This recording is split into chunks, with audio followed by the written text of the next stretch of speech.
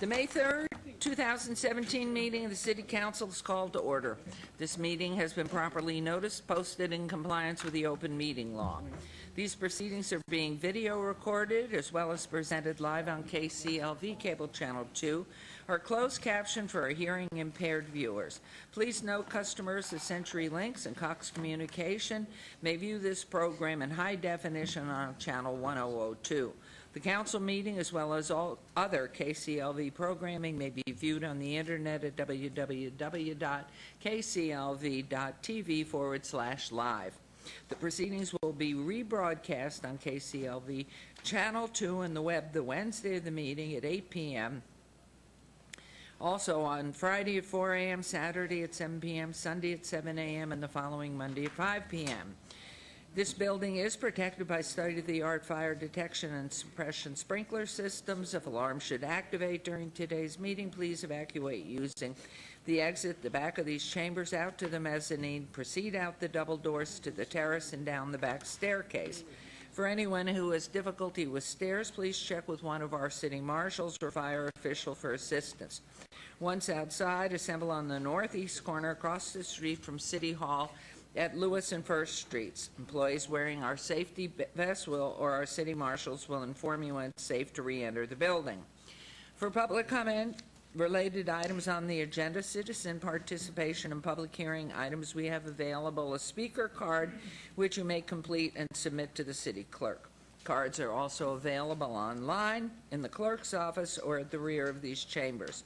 If you do not submit a card, it does not prevent you from speaking under public comment, citizen participation, or specific public hearing items. If anyone's present today who has need for hearing impaired equipment, please come forward and see our city clerk staff. And if you parked in the parking garage across the street, please be sure to have your ticket validated by security officers when leaving. Before we proceed with the agenda, would everyone please rise for the invocation this morning given by Bishop James M. Rogers, Greater New Jerusalem Baptist Church, and remain standing for the pledge. Good morning and thank you. Good morning, Mayor, Mayor Pro Tem, council members. Thank you again for this invitation to do the invocation. I have accompanied me this morning one of my three sons, Minister James M. Rogers, Jr., and I've asked him to do this invocation with the permission of this council. Thank you, Minister Rogers. Thank you, Mayor. Thank you, Mayor Pro Tem and the council. Let us pray. Lord, it is in your sight and it is in the faces of these people that we give you honor and that we give you glory. As we convene here together on this day, we pray that your divine wisdom, your knowledge, and your guidance would be among us and the council, that the decisions that will be made will be positive and lasting to our country, to our community, but especially to all of those who are present. To those who will be bringing their projects and their concerns before the council, I pray that all of their documentation, their facts and figures will be presented accurately and correctly. Lastly, I pray that all of the communication and conversations that will be held will be done decently and orderly, with a mutual respect for each other's position. For this prayer and all other prayers, we pray in the name of your Son, Jesus. Amen. Amen. To the flag of the United States of America, and to the republic for which it stands, one nation, under God, indivisible, with liberty and justice for all.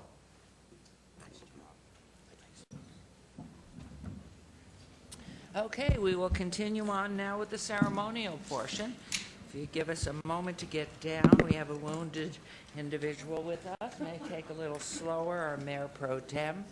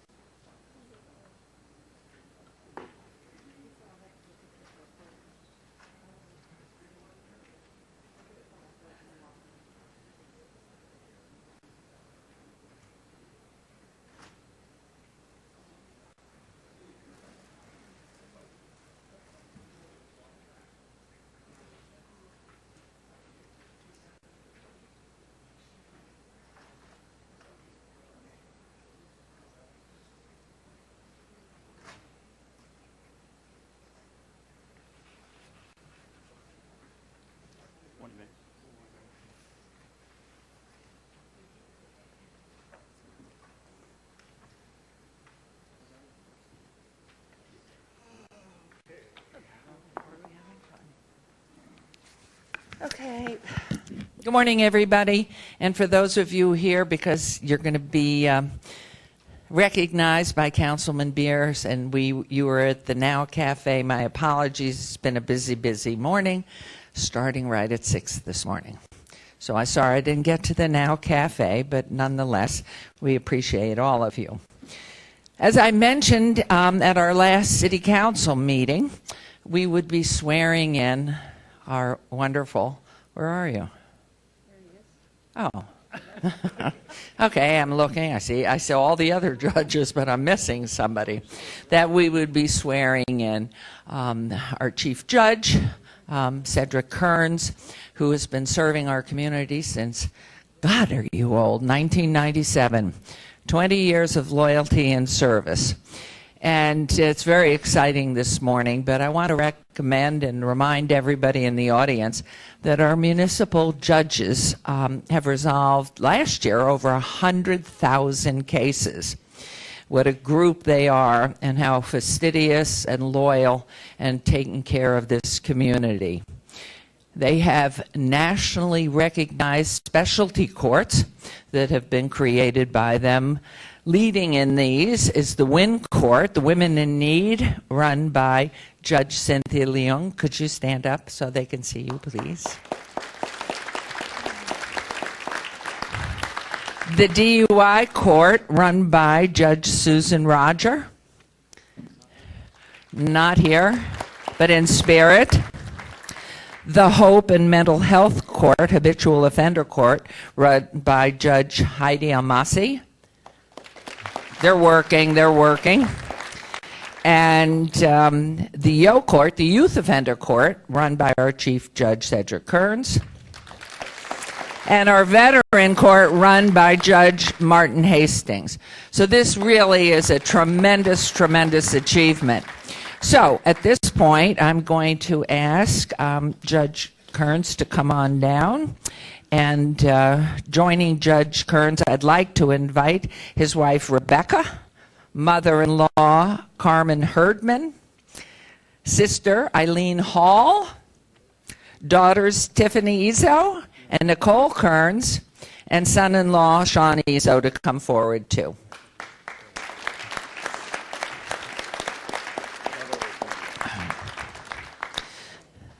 We are so pleased to have you all, but most importantly, this great man. It's exciting. I mean, every time I run into you, no, I'm not, and here you are. It's wonderful. And congratulations. Come closer. Come on in. Get around the man of the day, the man of the year, please. Congratulations, all of you. Hi, good to see you. Thanks for coming. So at this time, I'm pleased to administer your oath of office, and I understand that Tiffany will be holding a family Bible, correct? We didn't bring the family Bible because it's too big. Okay, they didn't bring the family Bible because it's too big. So, and Nicole will have the honor of robing Judge Kearns. And so here we go. If you will raise your right hand. And do you solemnly swear that you will support, protect, and defend the Constitution, the government of the United States, and the Constitution and government of the state of Nevada against all enemies, whether domestic or foreign, and that you will bear true faith, allegiance, and loyalty to the same, any ordinance, resolution, or law of any state notwithstanding, and further, that you are not under any direct or indirect obligation to vote for, appoint, or elect any person to office, position, or employment in the city government of the city of Las Vegas, and further, that you will faithfully perform the duties of the office on which you are about to enter, so help you God, and further, that your bona fide address is shown herein, and you will immediately notify the city of Las Vegas of any change of address during your term of office. I do. So, congratulations, and if you will go ahead. This is so moving, it chokes me up. Oh, my. And we are, well, for the family behind, we are proud and delighted to give you a token, but most importantly, your certification of election to our wonderful Cedric A. Kearns. Congratulations to you. We're so proud. You've done so much for this community and so much for all those who really can rehabilitate one way or another or make a mistake in life. I know all of us make mistakes, so God bless you. And how about something? Thank you. The last part of the oath says I have to inform you when we move. I flooded my house this weekend, and so I might be coming in. I bought a new washer and dryer, and so I've been dealing that with the last couple of days. And so when I was putting together the thank yous, I may have left somebody out, and if I did, please, it's not because I don't appreciate you. I've been busy for the last 3 days. Well, I want to first thank you, Mayor, and your husband. When I said I was going to run again, the call that I got from you and the help that I got from you was just tremendous, and I appreciate that. And with the city, the whole council, to get the support from all of you individually, the support I got from letters to phone calls to checks to walking with me, just amazing. And it's humbling to have all of you support me the way you did. Thank you.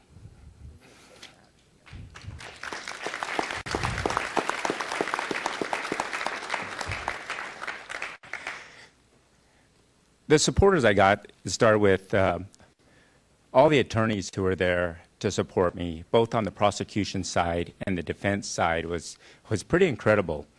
The financial contributions as well as the walking and the phone calls. But there are some that really stuck out, the supporters of mine. There, Stuart Smith from the recovery community, and Dallas Hahn from the business community, and Sigal Chatta from the legal community. Those three just took, and they were all in 100% from the very beginning. And I don't know what I did, but to have them support me was just quite amazing. I also got a ton of support from the recovery community and the Filipino community.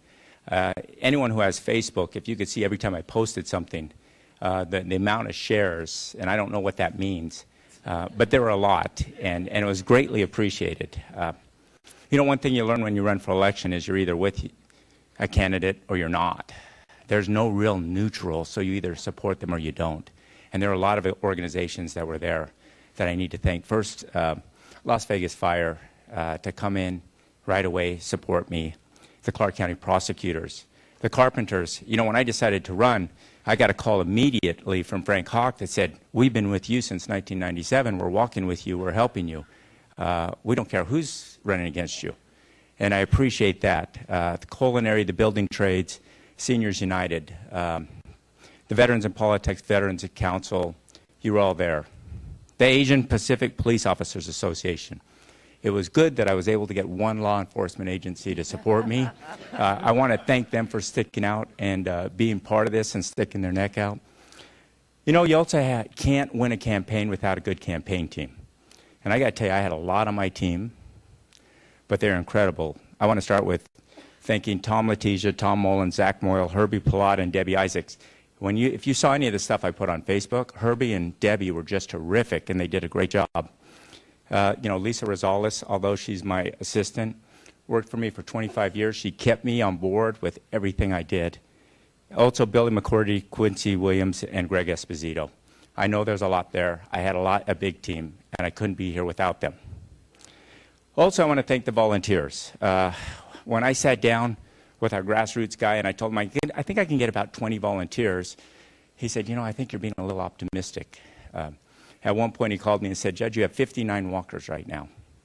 And he goes, "I'm surprised for any judge, especially at municipal court level, to have so many volunteers out there walking." He said, pretty impressive. And so for all my walkers out there, all the callers, everybody that was helping out, I couldn't have done it without you.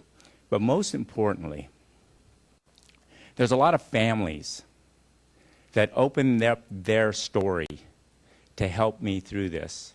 And for them to expose what they went through Yo Court, and allow the public to see it is pretty awesome. And you all know who you are. I want to thank you. It's special when you're opening up your personal life to help me in my political career, and I couldn't do it without you. My staff, the last 4 months, I want to apologize if I yelled at you. You probably deserved it, but I'm not sure. But I want to thank you for putting up with me for the last 4 months. Anyone who runs for office, they could tell you it's extremely stressful. It's hard to believe, but I was 197 when I filed for office. I was 162 at the time of the election. And that's because you go to so many events and they don't let you eat because you're walking back and forth. I put on 18 pounds since then, so I'm good. The voters, I couldn't have done it without you.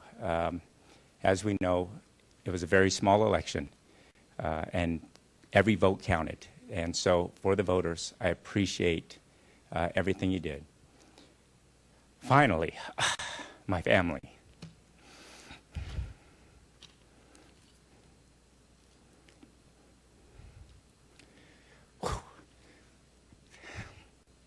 This was the first election without my parents.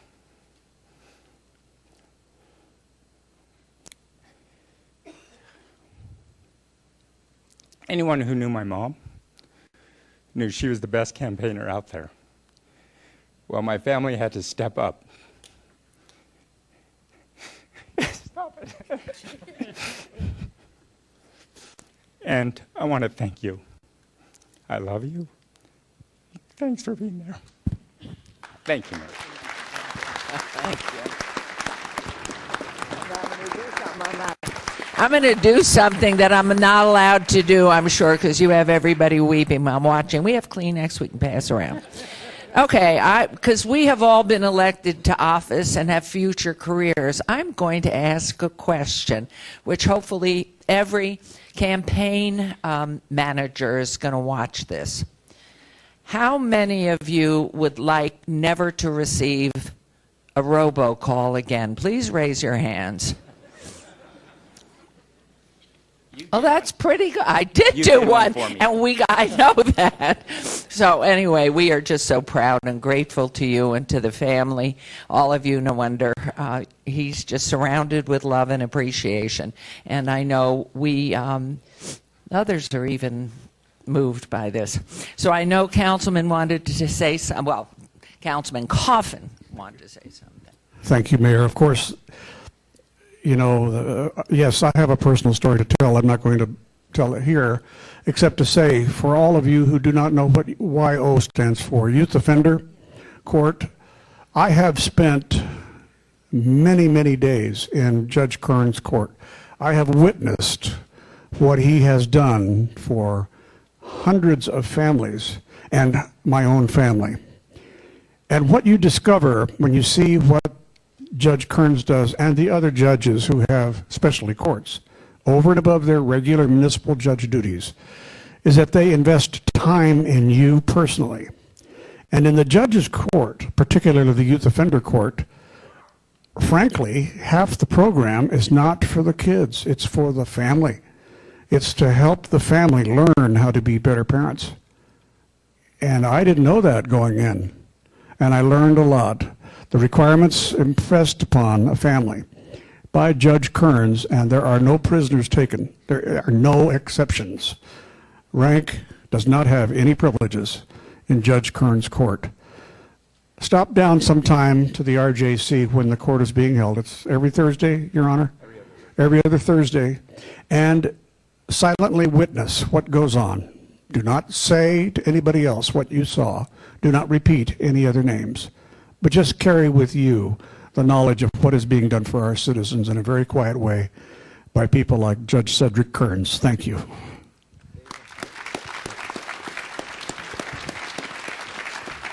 Thank you. Thank you, and congratulations, and we will part with that. Yes. But what a wonderful group. Let's come in closer, if we can. family Should too, we everybody? move the podiums or? Well, let's see, if we can all get over, let's all move a little bit this way. You be in the middle, so let's have family on both sides. I got the cold. Okay, Okay. and wherever the camera is, right there in the center, and Shane way in the back in purple. Everywhere, just smile.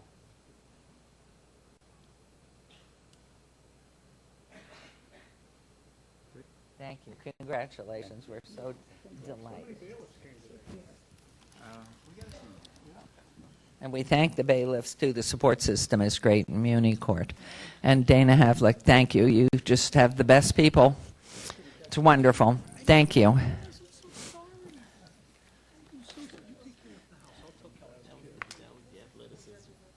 Oh, we have your oath, Your Honor. Well, we have something else here?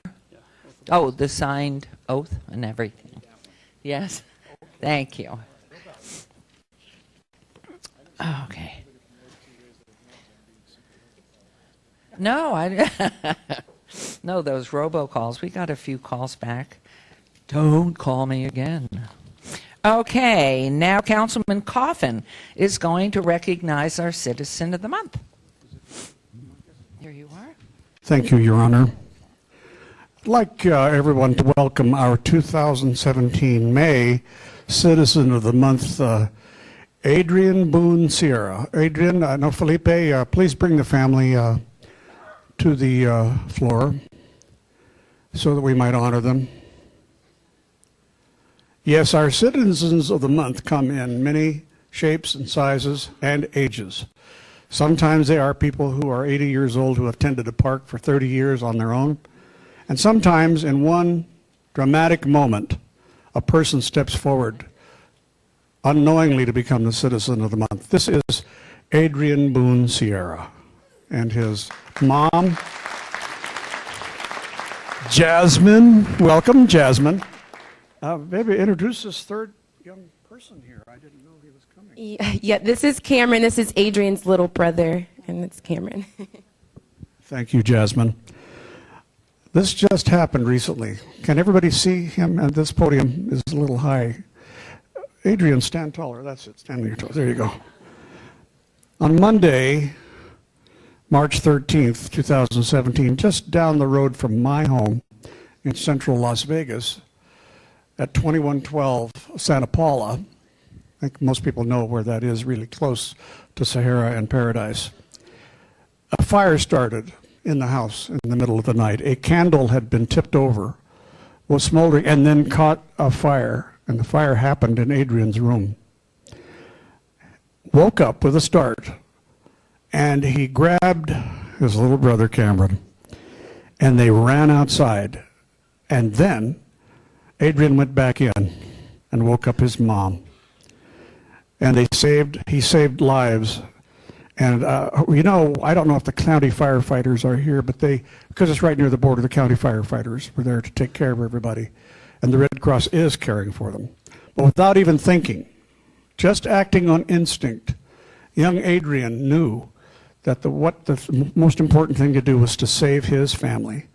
And he thought of his little brother first. Got him outside, and thanks for staying in one place, Cameron, and not running right back in with your older brother and making it worse. We truly do owe young men and women like Adrian and their parents our debt of gratitude because they set examples for the rest of their community. This is a day that will be remembered in his life forever. But if it can be impressed upon some other young person out there today, what Adrian did and what Mom did to recover, and they're not fully recovered yet, they're still trying to furnish the house with Red Cross support, but they could use a little more help. I know that other lives will be saved, and other families might be saved, or other actions will take place that are beneficial to society because of the example set by young Adrian. Jasmine, please say a few words about your son and Cameron. So this is Adrian, of course. He's in second grade, and he's really, really, really intelligent. I can't even put into words how smart he is. He's finished the entire Harry Potter series in less than 9 months. and that's just because he has a love for reading. He's constantly making straight A's. I don't think he's ever made a B in his life so far. And he's constantly caring for his little brother, teaching his little brother new words, things like that. He's a really good person inside and out, and that's just not me as a mom just bragging on my child, even though I could go on all day. But that's just who he is, and I love him, and I'm so thankful for what he's done for our family, for waking everyone up, for alerting people, because our fire alarms did not go off. And had it not been for him, I don't know if my middle sister would have made it out. So I'm just thankful for everything that he's done for our family, and I'm really proud of you, and I'll forever be proud of you. Jasmine, thank you very much. We know where his instincts came from. They came from your loving care, your parenthood, and what a wonderful example you are to our community. I guess you lost about everything in the fire, and I understand that he was able to save a few of his Harry Potter books, but not all of them. So I can replace every one of them. We have several sets at my house, so the ones you don't have, we're going to replace for you. You just give us a list of what you need. And now let's take a picture of the family, okay? Adrian would like to say a couple of words. You want to say anything, buddy? Thank you. Good man. Thank you too. Thank you to everybody. All Saints Day School, right? Saint Steve School, my little brother's school for helping everybody, Miss Elizabeth Santa Cruz. and Elizabeth and Miss Elizabeth for being helpful. and to know Gorsuch in his fire department. Good job. Well, that was a shout out to firefighters. Jasmine, this is a little heavy. I want you to hold this proclamation declaring May 2017, this month, to be in honor of Adrian. Thank you very much. Now let's get a picture.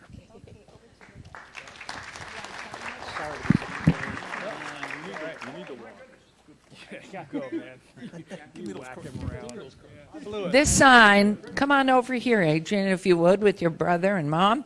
Do you see your name? It's going to be on the corner of Main Street, right by City Hall, for a whole month. And I believe you are the youngest person ever recognized by the city and city council ever. So this is quite remarkable. Congratulations. Okay. So let's face forward.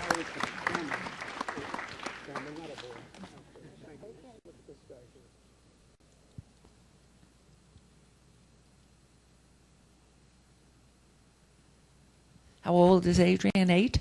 Yes. 8. When's your birthday, Adrian? September 10th. Wonderful. Well, you stop with your numbers. Wonderful. Yes, they'll be up today. Congratulations and thank you. So nice. Proud of your family.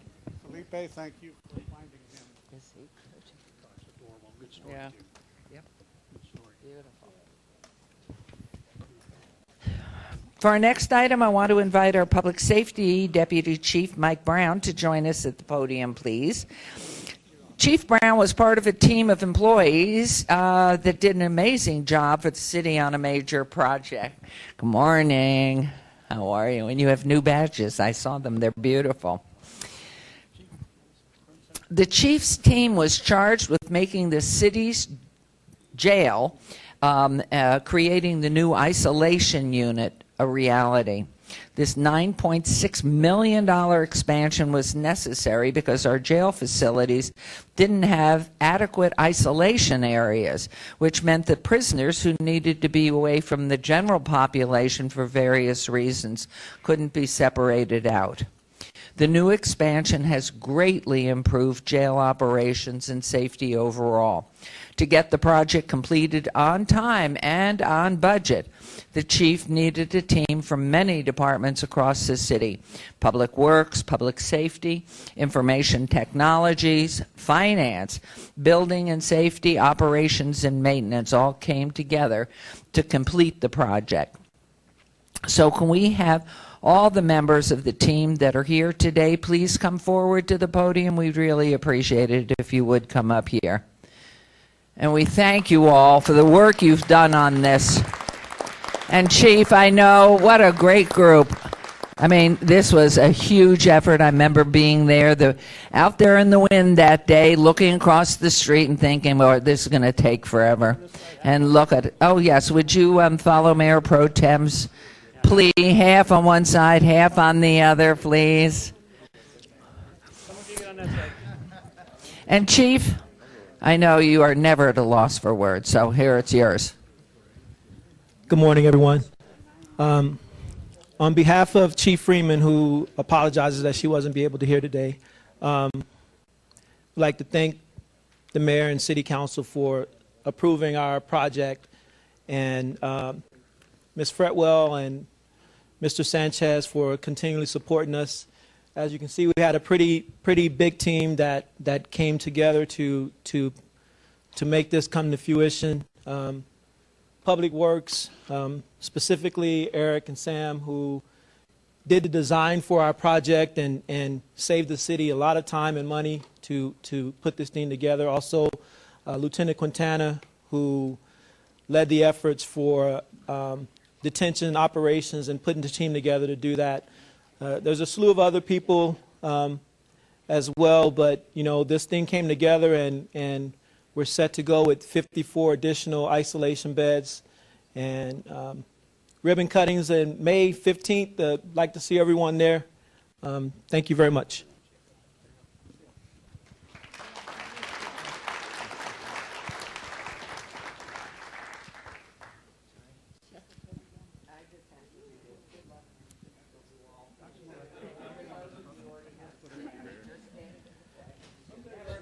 So the isolation project, like I said, its grand opening is going to be May 15th, the ribbon cutting, and it'll be isolation beds for all of our isolation inmates, which we're in desperate need of. So thank you very much. Good job, everybody. And Chief, you probably should get a handful of these. Yes, ma'am. Good luck and good health. And stay safe, all of you. It's wonderful how we all pull together and what we can achieve. It's wonderful. And I know those who have to visit D&E and go inside and stay inside appreciate it too. So thank you all. Great job. Great job. Thank you.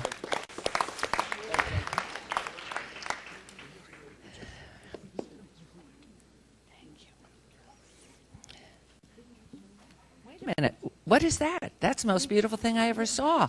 Here. What is this? Is that the award? I think I'm next. No, no, don't go away. What's this one? That's the Thomas. So you're just stealing it to bring it back. He's just stealing it to bring Oh, it back. because he wants to hold it. Okay. Where'd the marshals go?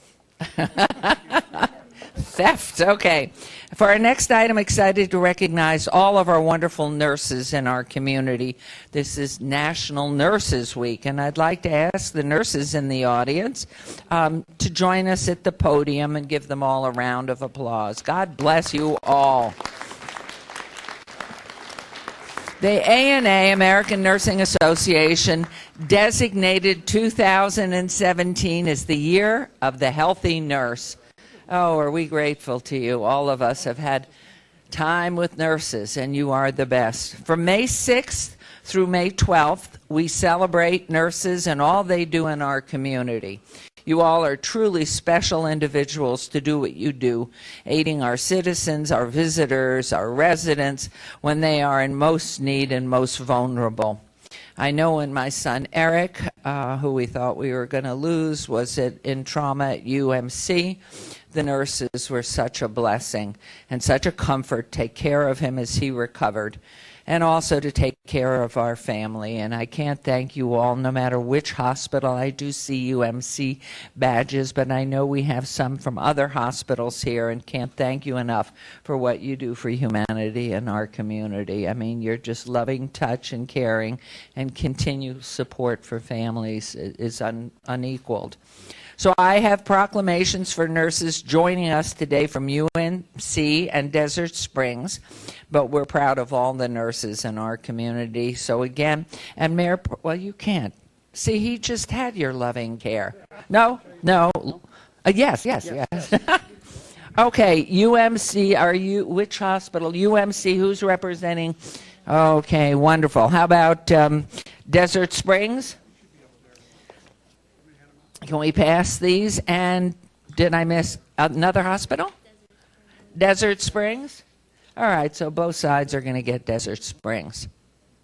Wonderful. And we are giving you all the most important thing. Keep you all healthy and good luck. Oh, and look, he's just stacking them away. And who would like to be a spokesman for the week? Here we go. And your name, please. Okay, Ellen. Thank you. I'm Ellie. So this is Nurses Week. It comes around once a year, and it's a great time where we can celebrate our nurses. You know, every day our nurses come to work, and they give so much of themselves to keep our community safe and well. They leave their families home, and you know, they give themselves to their patients, and it doesn't matter what area they work in. They're dedicated professionals, and to keep our community safe. And we just thank them, and we want to just recognize them this week, but every day of the week we thank them for what they do to keep our community safe. You are unique individuals. Let me tell you what you go through and what you live through every day. It's absolutely amazing. And Councilwoman? I just wanted to say, as the very proud mother of a nurse, everything she said was true. They are the greatest. That's all. Okay, now from our wounded here, can you say anything or? I can. In fact, I know Judge Kearns mentioned Facebook, but I just saw recently a Facebook post about if you love a nurse, share. So I think that thing went viral on Facebook. But who doesn't love nurses? I mean, look at me. Thank you all for what you do. You're a great contribution to this community. So, and I'm living proof. You are living proof. Thank you all. Have a great week. We are proud of you and grateful to you. Thank you so much. Okay. You want a picture? Okay. So let's all go a little bit to the left again. And council, if you would, we'll get with everybody. Because they can't tell, Mayor Pro Tem. Yeah, nobody knows exactly what you owe the nurses for.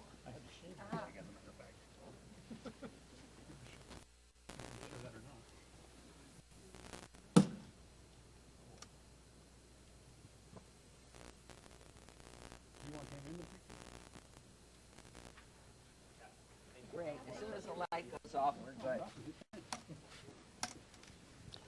Excellent. They do really remarkable work under such difficult circumstances.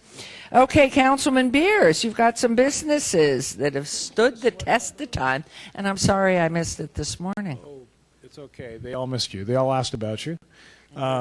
So we, once a year, recognize people who've held business licenses in the city of Las Vegas for 25 years. And so I think we had probably 80 or 120 or so people. Would you all please at least wave, if not stand up? Stand up.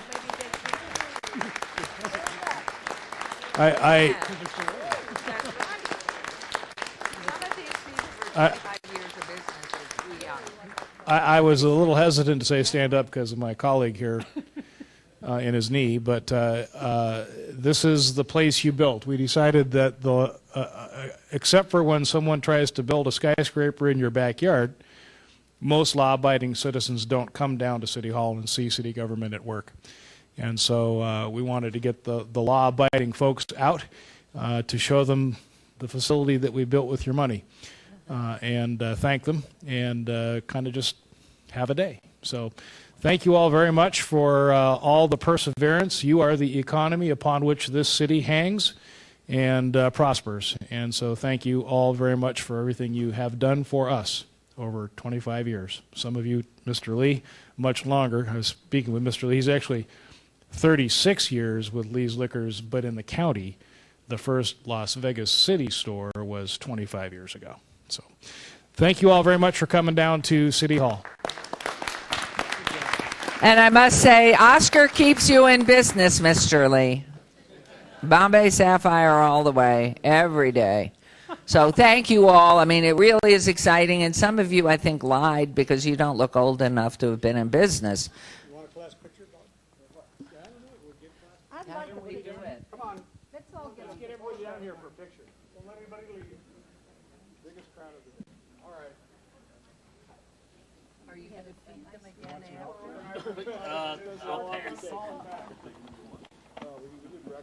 Okay, I'm going to ask you. All right, your name and your business.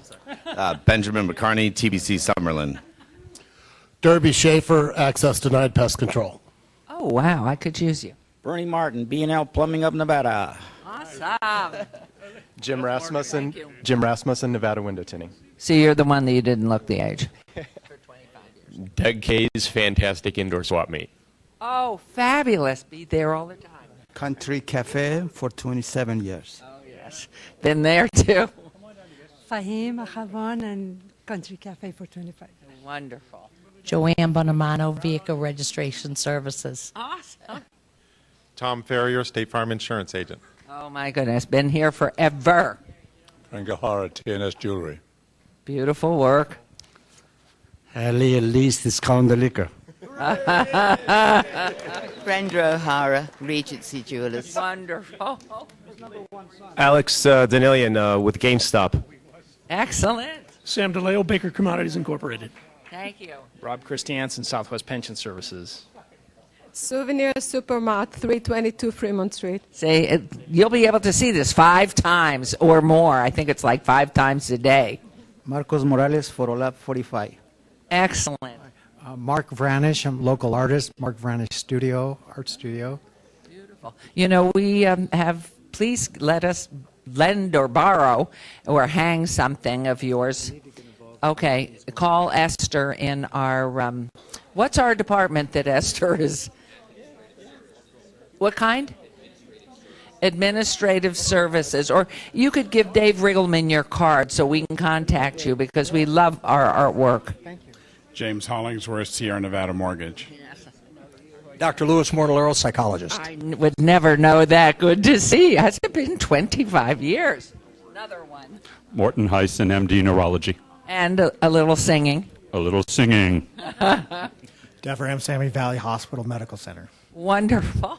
Chris Faber, Faber Transcription, and I do Dr. Heisen and Dr. Morlero's transcription. Does he sing? Does he sing all day long? Yeah, and when he dictates, he sings. So I love that. Steve Treese from Blue Haven Pools. Wonderful. Business must be very good right now, right? Nick Situ, H&H Liquor. Oh my goodness, some competition. We like that. Another Nick Situ, H&H Liquor. Wonderful. Ron Sutento, Pacific American Company. Wonderful. Stephen Garcia with Charleston Allhand West Car Wash. Oh, how great. Thank you. Ernie Kramer, Aniello Insurance Agency. Fabulous. I'm Joy Holiday, but my mother is Tori Holiday, and she's the owner of Illusion Salon of Beauty. So I knew, see, you weren't here 25 years ago. Hi, Pat Johnson, National Fringe Benefits. Wonderful. Come on in, have a picture, everyone. Oh, thank you. I brought my friend Linda. It's Linda, King and I Thai restaurant at the Lakes. Oh, how very nice. Well, you got us through the recession, I'll tell you. It's because of your steadfast... What? All right, come on in, everybody. Is Brad considered 25 years worth? Eat there for 25 years. Okay. Let me come right in this little hole right perfectly here. And if everybody can see in the back, Shane. Okay, and he's in purple in the middle, sort of.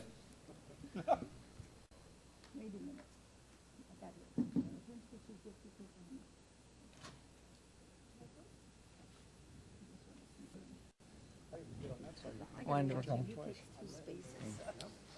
Wonderful. We're so proud of you all and grateful to you because you are the backbone of this community. Thank you. Wonderful. Wonderful. Isn't this great? It was wonderful. Louis and I sort of went to school together.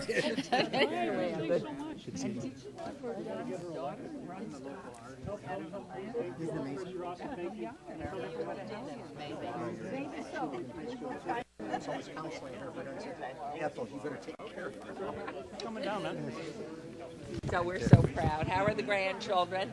Everybody good? Thank you. Thank you. No, it's an amazing thing. I was saying to Dr. Martellero, we were in graduate school together at the university, and our mentor at the university was a gentleman by the name of Dr. Verdun Trioni. And his daughter, who was a bit of a renegade, I would say. She was a real live one, I'm telling you, collaring that girl. But what happened was she became head of Cox Communication nationally. So if we all have the faith, we watch our children grow, they just get bigger and better all the time. So what a wonderful idea this is, Councilman Beers, and thank you. And Councilman Coffin has something. And Vicky. Thank you. And Vicky, what do we do without our staff? I can't tell you. So Councilman Barlow is going to recognize some of our fine contractors. Wow. Thank you, Mayor. Today, I would like to bring forward members of the Associated General Contractors. I'm proud to recognize an outstanding organization who has made a huge impact in the Las Vegas community with the renovation of the Care Complex here in Ward 5 in the city of Las Vegas. I would like to invite Nate Cartwright from the Nevada Contractors Association to join me here at the podium. Nate, are you here? All right. If we'll please go ahead and start the video. Nate, is there anyone else that needs to come down? Yes. Yes, please come on down. Come and stand to my left and my right. You all, thank you all so very much for what you've done for this wonderful organization. The Nevada Contractors Association is made up of over 600 general contractors, subcontractors, and suppliers working here in Southern Nevada. So when we find a project like this, a project that really means something to our community, it's very easy to tap those resources and get everyone involved. Within the Young Constructors Forum, we normally pick one hands-on project for our group to do every year. The Young Contractors Forum is a subcommittee within the Nevada Contractors Association. They're constantly trying to help out, trying to do what they can to find projects that benefit the community. We fell in love with actually two projects, and so we ended up picking GBC and CARE. Our vision was to make it a safe haven, a place where you want to come in and you don't want to leave. I like to describe it as they're trying to bring chivalry back to the community. You know, they work with a lot of young men from like 3rd grade all the way up to 8th grade. He wanted someplace that not just the boys could come, but their families, their sisters, they could come and have a community center, someplace that was safe in this neighborhood. The facility at Gentleman by Choice, it was just a blank space. So it was a beautiful white canvas that we could basically add to. We dressed it up a lot. We're building custom-made lockers so the kids have something to put their stuff in. We're putting some TVs up. We're putting a projector. And we're getting some furniture in here. We're getting an audio-video system so that they can give presentations. So the idea was for us to get this building, provide as many an array of homeless services as possible out of this building so that people could have us right here, right in Ground Zero, the Corridor of Hope. This building is actually just under 5,000 square feet, so you can imagine the need that they had with it being a foreclosed upon building and having homeless people living in it. Main interest in the building was being on 4 Master Lane and allowing these different services, the expansion of whether it's bus passes or hygiene packages or clothes, laundry, to be here. First time I walked in and saw the finished product, it brought tears to my eyes. And the fact that you guys have shown so much love,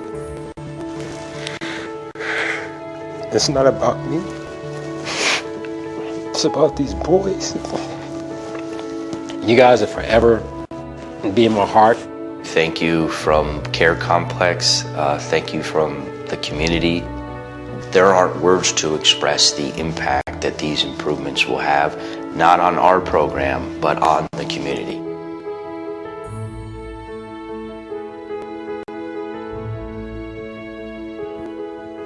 Let's give them a round of applause, ladies and gentlemen.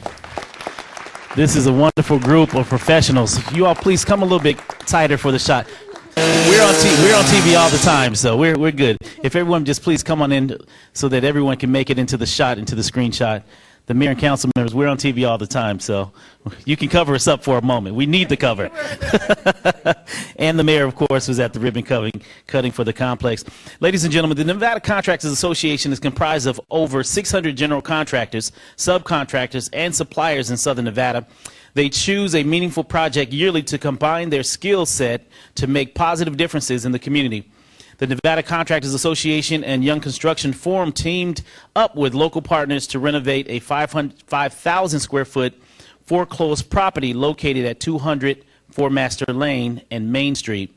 They installed new cabinets, plumbing, HVAC, flooring, paint, lockers, furniture, televisions, projectors, audio, video for presentations, laundry facilities, and a wall map. The Young Construction Forum is comprised of like-minded young contractors with dynamic skills who selflessly donate their time to get involved with meaningful projects throughout the community.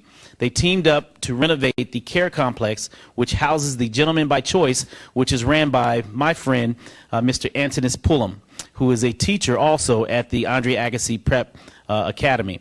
The amazing program provides an inviting environment to mentor youth, plus provide resources and services to their families.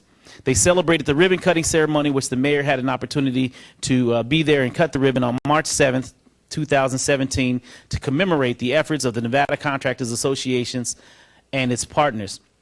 We are proud to have Nevada contractors and affiliates working collectively to enrich the lives of Las Vegas residents. At this time, I would like to recognize community partners who teamed up with the Nevada Contractors Association to make this project a reality. At this time, I would like to recognize Mr. Arnold Stock, who's representing Veterans Village. Mr. Arnold Stock, would you raise your hand? All right. Thank you, Arnold. Mindy Kerms, if I said that right. Mindy? She's not here, but yes.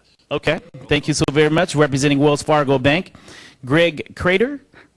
Is Craig here? He's out of town. He's out of town. Okay, from Robertson Bright, and Matt Parkin. Is Matt here? He's not. He's not. From Martin Harris. Anyone here from Martin Harris? Okay, let's give him a round of applause. Matt, thank you so very much.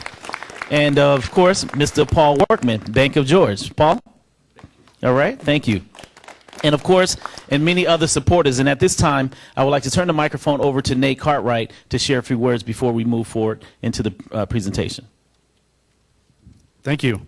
It is my privilege to represent the Young Constructors Forum, which consists of 50 young contractors in our area. And I'd like to just take a few minutes and kind of tell the story of how this came to be, because we think it's pretty cool and it shines a light on some good that's happening in our community.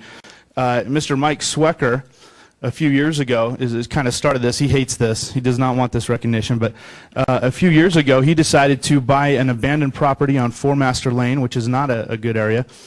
And it was essentially a crack house. Can I say that on TV? I don't know. Okay. And so in every sense of the word, yes, okay. It was in rough shape. The electrical didn't work, the plumbing didn't work. There was holes in the ceiling, all kinds of issues. And we had selected this as part of our group. This is our 7th year in a row doing a charity project, and we had raised $5,000, and we were going to split it between 2 projects, actually, this one and Gentleman by Choice. But when we met with Mike and his great hire, Matt Ellis, has really kind of been instrumental in moving forward, yes, the agenda of Care Complex. So we met initially, and there was a group of people that were mentioned. They met initially with Mike, and Mike kind of shared his vision that, hey, in this area there's already organizations dealing with the critical services. We want to help these homeless people get out of homelessness, and so they provided locker services, because when a person goes to stay at a shelter at night, they can't bring all their stuff with them. So let's give them lockers. Let's help them get birth certificates because they don't have mailing addresses. Let's help them, do all those things that would stop someone from getting back into the workforce, providing clothes for job interviews, bus passes, all those things. And so YCF was brought in, and we went out there, and one of the things that we noticed was this water cooler like you would have in your break room, and it was outside. There's a fence around their property, and it was pointed out so that people outside could reach in. And we asked them, what's that about? And they explained that in 2015, there were several people, I'm going to say 5 or 6 people, that had died in the Corridor of Hope area of exposure. We have hot summers here in Las Vegas. And Mike and Matt just could not abide that. And in fact, one of them happened right in front of their building. And so they took their water cooler out, and they said, we're going to give them water. And when you think about the logistics of what that takes, right? I mean, day in, day out, hauling what are they, 5 gallons, 10 gallons, I don't know what they are, and replacing those multiple times a day so that people could have water on a hot day, it really struck a chord with us. And we're pleased to report that, to our knowledge, nobody died in 2016. And they continued to do it into the cold months, where they would use the hot water function to fill their water bottles and put it under their arms so that they could stay warm at night. So we saw this ingenuity that they were doing, and they weren't waiting for things to happen. They were doing it, and so it inspired us. And so we started to reach out to people in our organization. Sean Stewart, the NCA president, did a great job of bringing the board of directors in. And once people saw it, they got it. And our project leads, Nate Jacobs and Lindsay Howard, they really took the lead. And I just want to kind of describe some of the miracles real quick. I don't want to take a lot of time, but when you try and do a big project like this, things just started coming in. I mean, literally, we were asking people, and we didn't have to ask people twice, and we had just all this stuff coming in. As Nate said, it was almost too much to handle. But we did, and this little project we had planned to do in a week with a $5,000 budget grew to, depending on who you talk to, between $300,000 and $400,000 worth of work that had been done. And still in a week, obviously, because why would we spread out the schedule? But and so it was interesting working with the city as we tried to get plans and specs and things, getting things pushed through. As people learned about what we were doing, they really got on board. I mean, inspectors bending over backwards within the rules, I'm sure, obviously, to make this work. And at the end of the day, we delivered a product that we're very proud of. Matt was pleased to report to me yesterday that their water bill has increased 400% because we installed an actual industrial grade water fountain out front, so they didn't have to do the cooler anymore. So I do want to specifically call out a few companies. Our 3 general contractors: McCarthy Building Group, Penta, Burke Construction, some key subs: Las Vegas Paving, GSL Electric, Tipex Mechanical, Aero Sheet Metal, Commercial Roofers, Laborers International, and the Southwest Regional Council of Carpenters. So there's many others that were involved. You know who you are, and we thank you.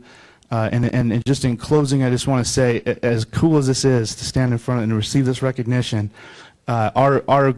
what we would love is to just shine a light on this good that is happening, and really bear witness to the passion that is inspired when good people, these beautiful people here, see other good people doing everything they can with what little they have, and we were just there, and we could just put fuel on that fire, and that's a fire that grows and continues, and hopefully will affect this community for a long, long time. Thank you. Thank you so very much. And Matt, you're absolutely correct. The mayor and Las Vegas City Council would like to shine light on wonderful people who are doing extraordinary things in this community. And so for that, we would like to present you the Nevada Contractors Association with a certificate from the mayor and council. And of course, we also would like to present a certificate to the Young Construction Forum as well. So if you'll please accept that on behalf of the mayor and council. And we want to thank you so very much for all that you do. And so therefore, on behalf of the mayor and city council members and the residents of Nevada and the city of Las Vegas, we honor you on this day and thank you so very much for your contributions, building a place where people hopes and dreams can be realized for homeless veterans and deserving youth in this community. So thank you all so very much. Thank you. We want to get a group photo. So if you all just please come in a little bit closer, we'll get a photo to the left. Okay. We have camera 360. I'm not going to upstage the mayor. Stay right next to the mayor. Okay.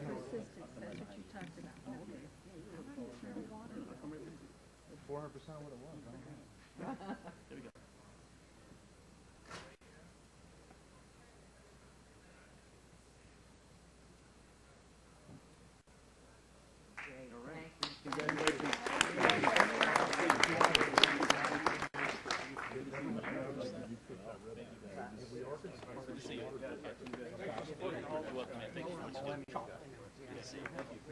if not, congratulations. So awesome. I mean, really is a miracle in the desert, and because of your efforts and everything, what a great place to live. How can you live anywhere else? I couldn't. No, I mean, this is so wonderful. People are so generous, so giving of time, energy, expertise. We're really so lucky.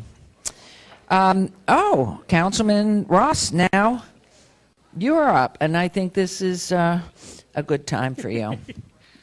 Thank you, Mayor. My colleagues keep threatening to take my crutches away. Thanks, guys. Where's the love? Before I start the presentation, I want to invite the Yuccas, the world-famous Yuccas wheelchair basketball team. Come on up here, you guys. Which I'm almost qualified to play with. Come on up here, you guys. You two, come on. Kids, come on.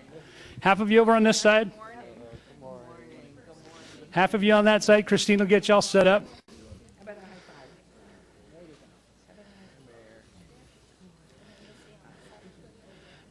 And just file on both sides, guys. You look great. All right, so you've all got your certificates already. Well, let me start then with the presentation. We'll start the slideshow as well. The Paralympic Sports Club of Las Vegas is a partnership between the City of Las Vegas and the Clark County School District, which encourages children and adults to improve their quality of life through sports and recreation. In 2012, the program started a grassroots community-based wheelchair basketball program. With the collapse of the housing market, it was time to get creative with inclusive recreational opportunities.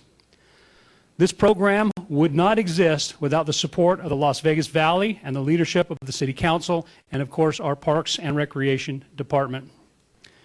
To keep a tradition from the 1980s alive, the Yuccas team name was revived. This was used by the first wheelchair basketball team in Nevada back in the 80s, led by wheelchair basketball Hall of Famer John Chambers. Now, 5 years into the program, our community can boast tremendous results with the first Final Four appearance in the national championships for this team. Isn't that great? Yep, give them a round.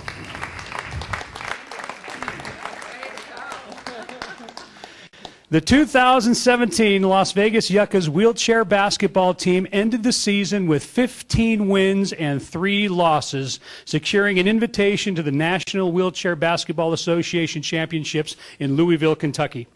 The team advanced to the tournament with victories over the Spartanburg Pistons and Pittsburgh Steel Wheelers to advance to the first Final Four. The team lost to eventual champion Oklahoma Rolling Trojans, but beat the Orlando Magic Wheels for the bronze medal. Hey, is right. I want to say congratulations to Nathan Caruth, awarded first team All-American. Nathan, where are you at? Nathan, right there, first team All-American. Yeah, round of applause. Kia Dean Smith. Kaya? Did I get the wrong? She's not here. Kaya. Okay, Kaya Dean Smith was awarded second team All-American. Give her a round of applause. Aka May Davis. Akamai, did I get that right? Akamai Davis awarded third team All-American. Raise your hand, dude. Now, before I continue, I want to hand, let me say this. I want to, where's Jonathan? Jonathan, you're coming over here for a minute, Jonathan. This is Jonathan Foster, the head coach. I want to recognize assistant coach Mark Fenn, Captain Nate Caruth, Captain Larry Purfoy, equipment manager Adam Helzer, and is this the team right here? Coach David Gilden, David Brown, Josh Green, Cesar Robledo, Kaya Smith, Aka Mai Davis. Okay, got that? Okay.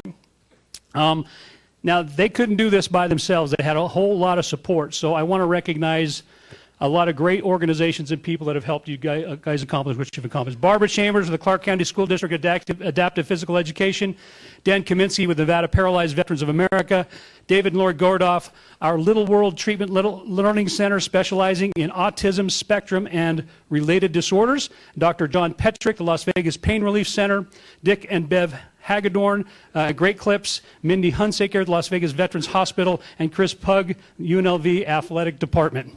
Now, before I present you with this proclamation, give us a few words, if you would, and tell us about this team. All right, thank you very much. First of all, I'd like to thank the mayor and the council for all your support over all these years. It's been an awesome experience being able to do this for you.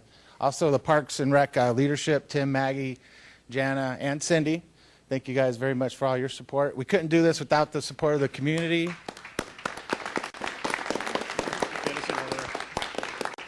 Yes, thank you guys very much. I just got this in the mail, and I wanted to share this really quick with you guys. 5 years ago, I met this young man named Zane. He just got through his junior year of high school, and he was out riding his motorcycle, and he got in an accident and broke his back. So his senior year, he didn't know really what to do with himself. So he came to one of our practices our first year, and he started playing wheelchair basketball. Well, yesterday I got this from the University of Missouri, where he is now graduating, and he played the last 4 years wheelchair basketball over there. No kidding. So that, University of Missouri. And then we also have Nick Ruth, who graduated from Southwest Minnesota State on a wheelchair basketball scholarship. And Akamai Davis just signed a letter of intent to go to Southwest Minnesota State. Right on. So that is awesome. And again, we just want to thank you guys for all your support. It's been a great experience this year. Thank you for having us today. Well, all of you are an inspiration to this entire community. I can't tell you how much we appreciate what you do, Jonathan. All of you, and especially our Parks and Recreation Department, thanks for having programs like this that make a difference in people's lives. I know we swore in Judge Kearns this morning, and there was a lot of accolades about our judges and the difference they make in people's lives, but our City of Las Vegas does the same thing from our Parks and Recreation Department. All of you are a huge inspiration to all of us. Congratulations, and thank you very much for doing this. So today, the mayor and the City Council of Las Vegas do hereby proclaim May 3rd, 2017 as Yucca's Wheelchair Basketball Team Day in the City of Las Vegas, and ask all of our citizens to join us. That's for you, Jonathan. Thank you. I would like to pass out a chip to each. Okay. And the mayor wants to pass out a good luck chip. But I also want to say something. Yes. You know, I heard that you beat Orlando. That's the biggest of all, because they're our biggest competitors in the convention business. So go Las Vegas. Awesome, Mayor. Thank you. Can we go back one slide, because I think that the one slide, Jonathan, tell if folks at home want to know how they can participate or get involved, how would they do that? You can go ahead and contact me. I'm available. I work for the City of Las Vegas on the website, jfoster@lasvegasnevada.gov. And your phone number's up there, too. Yep, 702-229-4796. I hope that's what it says. That's your phone number. And if you know, one thing, if you can't run like you used to, come roll with us. You don't have to use a wheelchair in everyday life to come out and play wheelchair basketball. If you've had several knee surgeries, you have a bad back, whatever it may be, you can come out and get some exercise with us. Thank you, Jonathan. And yes, I've had knee surgery. So yes, I guess that qualifies me. You guys, thank you so much. Congratulations. Keep up and don't stop. You're an inspiration. Get another round of applause for this great team. Shane, you need photos? You want everybody grouped up? Okay, group photo. Yeah, let's get the team together. On the same side? Shane, you want us on the same side? What do you want? Okay. Hey, get right in front of the lectern, you guys. You can get right in front of us.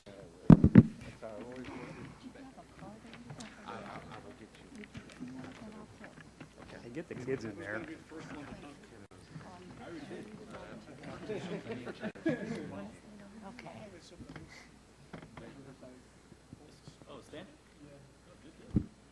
Perfect.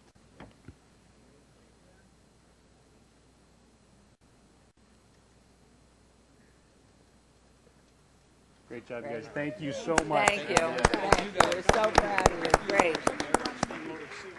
Thank you. Wonderful. Congratulations. Thank you so much. You betcha. Thanks for bringing the kids down, too. That's awesome. It's always a joy. Yes. Say hello to the mayor. He did. We're going to do one more. Did he get a chip? Yes, he did. First one. Good, good. Yes. Oh, hang. You got goodies for us, Jonathan? Oh, wow. This is awesome. Oh, yeah, all right. A picture of the team. In our offices. Boy, what a treat. Thanks so much. This is wonderful. Thank you very much. Thank you. Thank you. Thank you. And they're signed. Oh, it's autographed. Do you see that, Mayor? Beautiful. Very well. Thank you. NWBA bronze medalists. Awesome, you guys. Thank you so much. Next year, gold. All right, next year, gold. Just stay in front of Orlando. That's what I'm interested in. Don't lose our beautiful photos. Okay, for our final item, I'm going to ask our IT director. Hold on, let me just get everything together here. I got too much stuff and not enough hands. Our information technology director, Michael Sherwood, to join us at the podium. And boy, has he moved this city to a whole new level. We are so proud of everything he's been doing. Michael and his team, upon whom everybody relies as their team, have been working so hard to bring innovation to the forefront of the city. We are asking the question, how can we better use technology to serve our residents, our businesses, and our visitors? This is a question that's being asked nationally in every city across the country.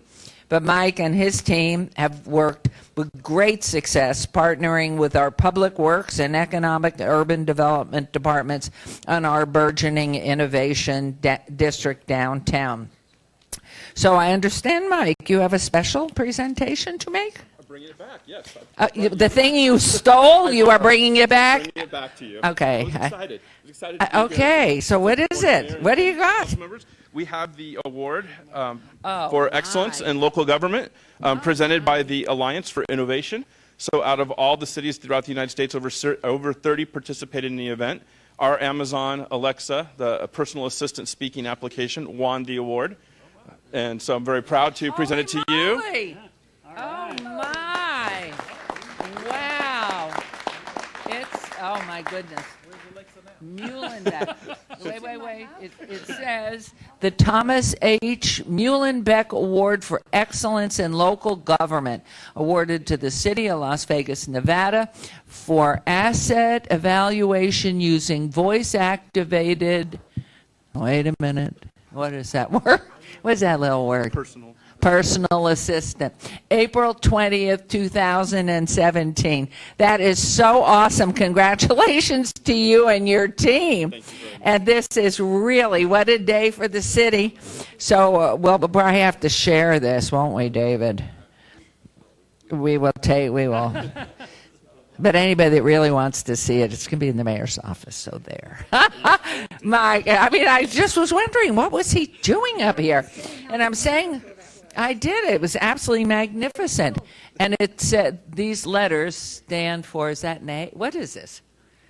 It's a beautiful glass sculpture. I don't, yes, but it must say something technologically. I'll have to work on that and get back to you. I really don't know. I'll have to ask Alexa. Yeah, I'll ask Alexa. Oh, wow. We got Alexa. This is really exciting. Thank you. Wonderful. Thank you. Congratulations to you and your team. We are so thrilled you joined us here. Transforming local government. Who said that? Betsy did. Betsy said it is a symbol for transforming local government. Awesome. Congratulations, Betsy, since you were the one that reached out and found this great guy. There's your T for transforming. Okay, an AT. Academically talented, always AT. Right, Councilwoman? So thank you, congratulations, and we are so proud. What a great city. So now all your fingerprints, I'm going to have to get this washed.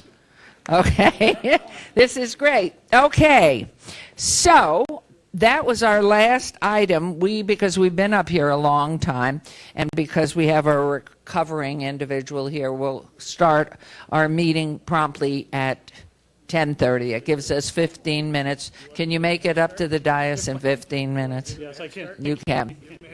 Okay, go for it. Somebody hold the door for this man.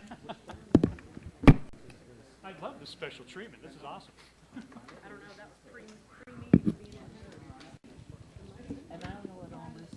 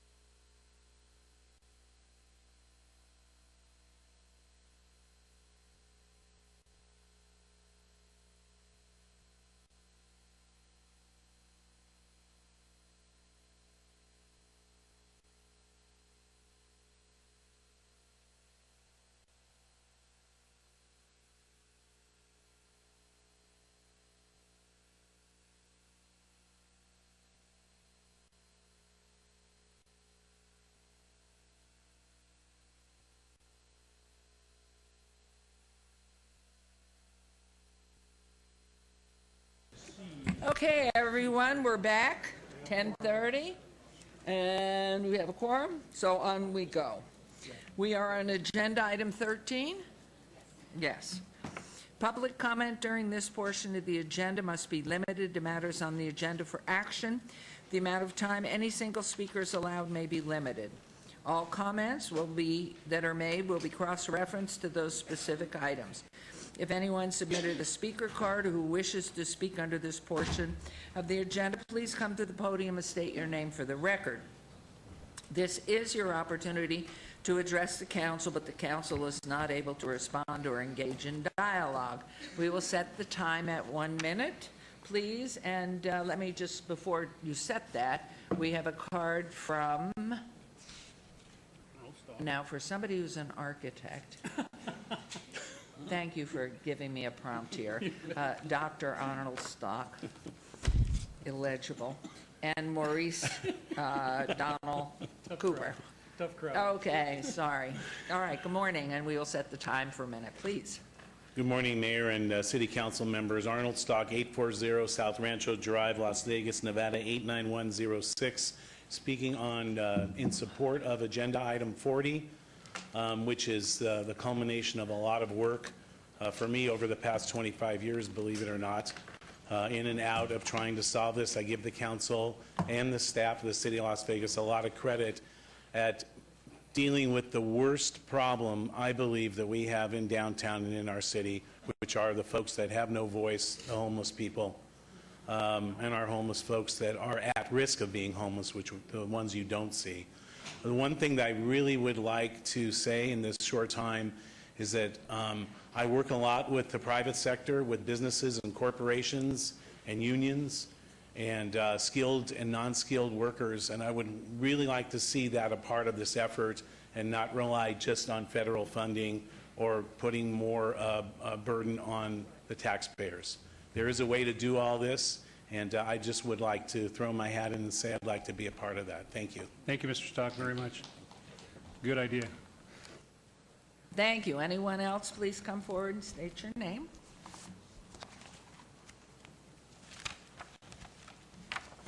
Yes, my name is Maurice Donnell Cooper, 2901 Sammy Davis Jr. Drive, 89101. And I'm here today because I just want to say, in the past, I have had some complications in my life. However, I'm moving forward, but I'm having a difficult time in your city because I'm trying to find a job, trying to find employment, trying to do what's right. And there's a lot of things that's in my way.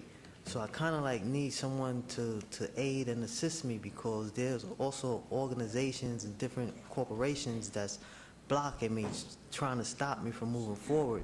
And so to preserve the integrity of my life, you know what I mean, I would ask that the council please provide some sort of assistance, some that I can consult with whenever these complications that I'm faced with. Thank you. Where do you live, sir, please? 2901 Sammy Davis Jr. Drive. I'm currently in a reentry facility located right across the street from Circus. It's the old Okay.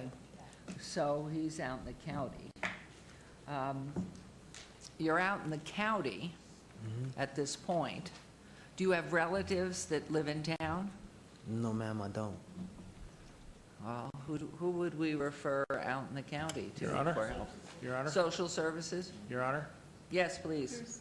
I am jotting down the phone number for Workforce Connections, which you assigned me to represent the city on its board of local elected officials 5 years ago. And they may be able to offer some assistance to you.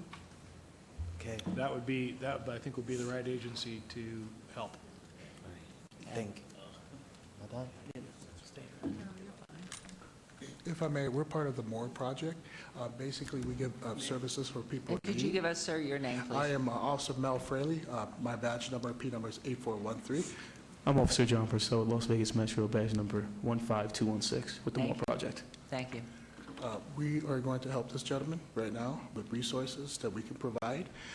We'll get you any help that you need right now.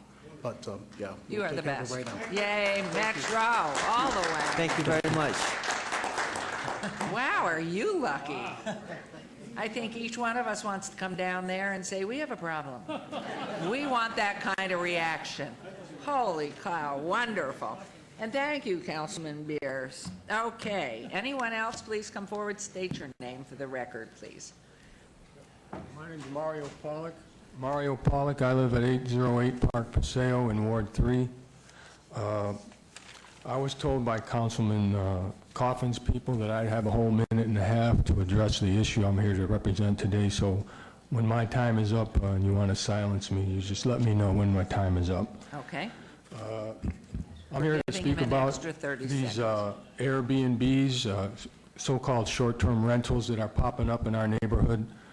The one in particular is located at 801 Park Paseo, which is causing us a great deal of trouble. I commend Councilwoman Tarkanian for trying to help us out here, but I'm here to say that I don't believe that more regulation is the solution to the problem. If we could regulate things away, we wouldn't have graffiti in our neighborhood. We wouldn't have heroin, meth, and cocaine traffic in our neighborhood. We wouldn't have gangs in our neighborhood if all it took was more regulations. I believe that the solution is to make these places so prohibitive to operate, you know, both like civilly, criminally, and financially, that no one would ever hope to operate one of these places in our neighborhood, okay? This concept of short-term rental is, in my opinion, is fatally flawed. There's no fixing it. The only thing you can do is make them so hard to operate that nobody would not even care to do so. I guess I'll just leave it at that. I just want you to know that these kind of places are destroying our neighborhoods. Every week we get a different group of people come in here and just run wild, do whatever they please, and then leave the neighborhood. So please, whatever you do in the near future here, solve this problem for us, okay?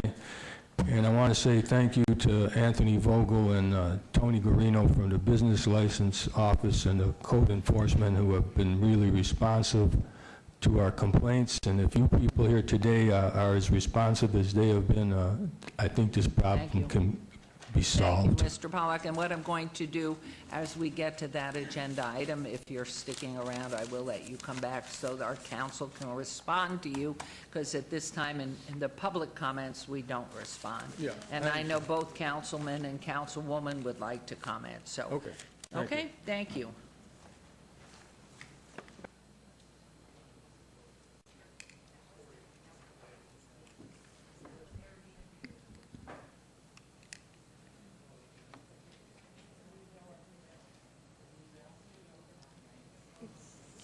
Okay. You know what, Mr. Pollack, excuse me, if you'd come back up, I'm going to change this because it is a new bill and there is no public comment at that time, so I'm going to change this. And if there's any response that, which is out of order to do, but Councilwoman wanted to say something, as maybe Councilman Coffin. So I wanted to make sure you were here. You don't have to wait around. Okay, that's okay. Thank you. I just wanted to say that we are having this new ordinance heard before, at the recommending committee, a week from Monday. Is that right, Mr. Coffin? A week from next month, the 17th, it'll be heard. And is that at 10 o'clock? 10 o'clock. So if you could come then and make your comments, because of course I agree with you. I will tell you, I don't know, I still don't understand why businesses are allowed in a residential district, Amen. But I have no control over there, and I've been outvoted so many times, I just try to work around it. Let's hope we can change that. Yeah, but, and then the first week in June, we will have a vote on the new ordinance, which will require a special use permit, which I think will allow us to do a better job than we're doing now. I hope so. So I hope you'll come and make your comments then. I will. Thank you all. And if you would, Mr. Pollack, our city clerk has said the actual date is the 15th, not the 14th. All right. Thank at you. 10 o'clock in the clerk's office area. Thank you. Correct? Thank you. All right, anyone else who wishes to be heard in this portion of the agenda? I'm sorry, ma'am.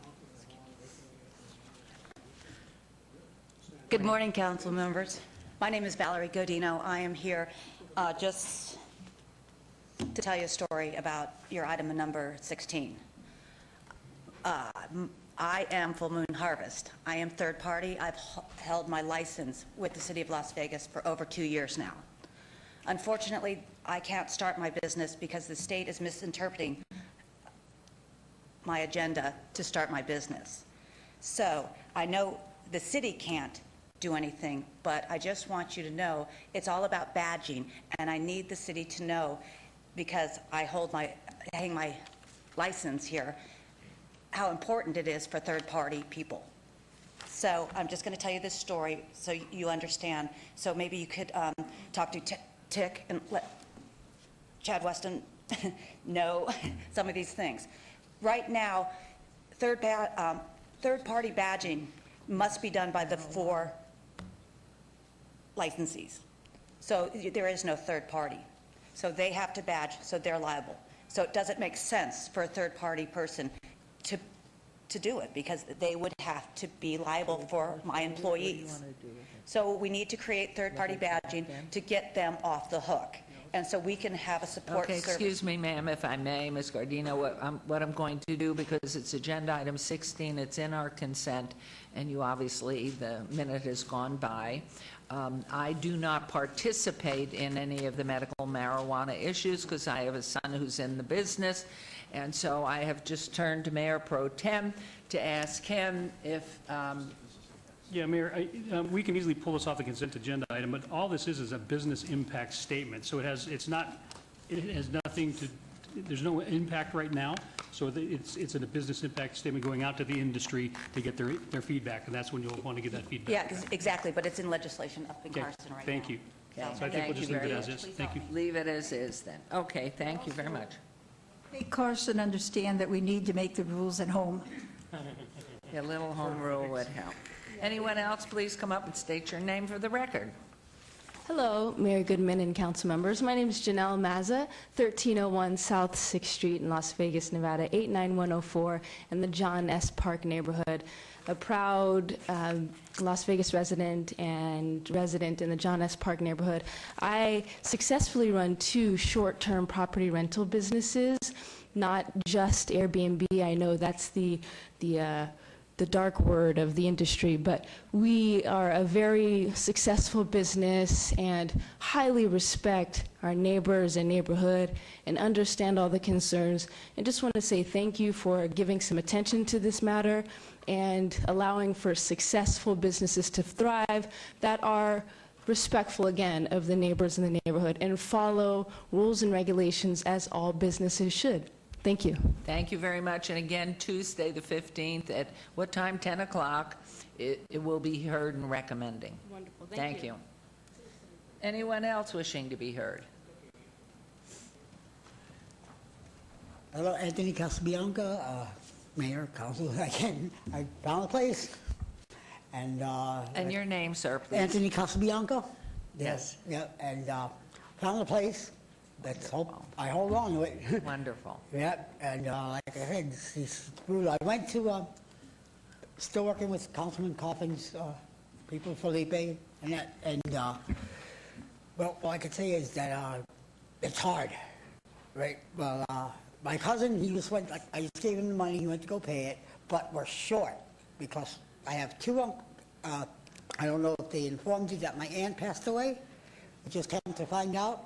My uncle has HIV. He's HIV positive now, and he's homeless. But God looked down on us. We found a place. Wonderful. So hopefully I'll have Felipe come out and speak to the landlord and make sure we keep it this time. And they Felipe, thank you very much. Okay, and thank you very much, Thank you. Mayor and Council. Thank you, Felipe. Wonderful. Appreciate it. Anyone else?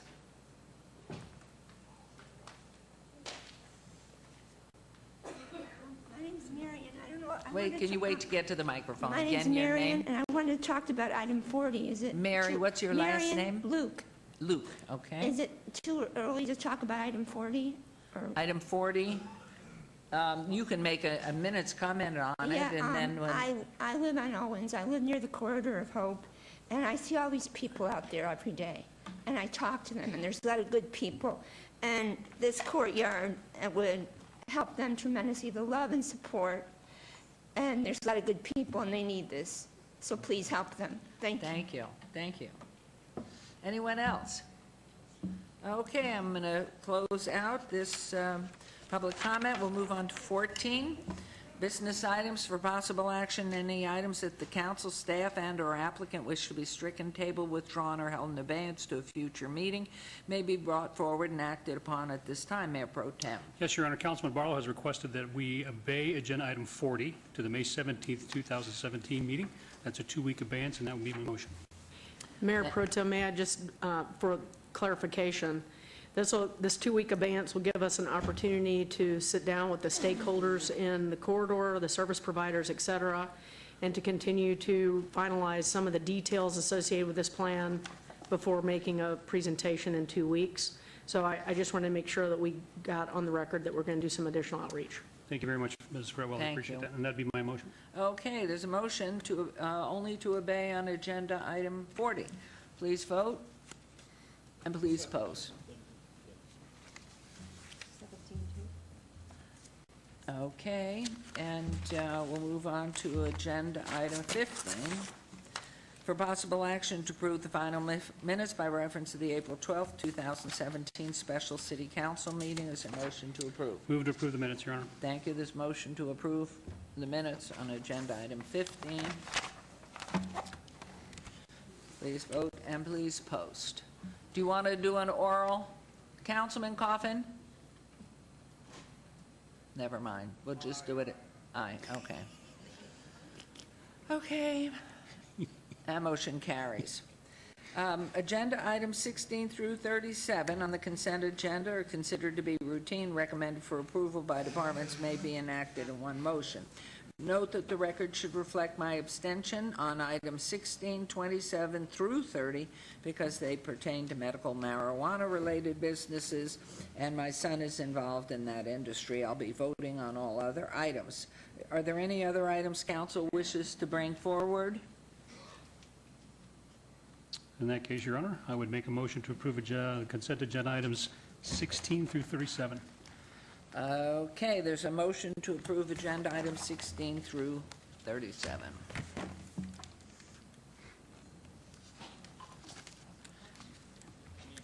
Yes.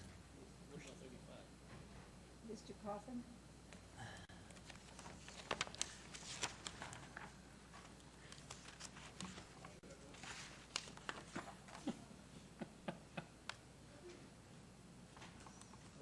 You good? You want to pull something from the consent agenda? Oh, Yes, you do. you're, okay, just to ask or bring it. Okay. Your Honor, I'll belay that motion. I think Councilman Barlow wants to pull something from the consent agenda. Yes, Mayor, I would like to It just posted. withdraw, I know it just posted, but if we can revisit item number 35. I have a question on the matter. Okay. So do we re-vote on all of them but that? Yes, I would like to recall item number 35. Okay. All right, so everything else stands. We'll re-vote on it, all on the consent agenda, but We're just voting to recall 35. We've Voting already to posted, recall so I'm just 35. recalling 35. okay, And that's in a motion, correct? yes.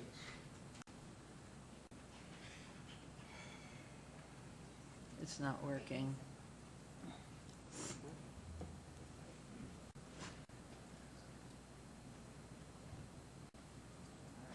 I vote aye. No, Okay, I'm we'll do an recalling. oral vote. I know it. Oh, there it is. To Recall. recall 35.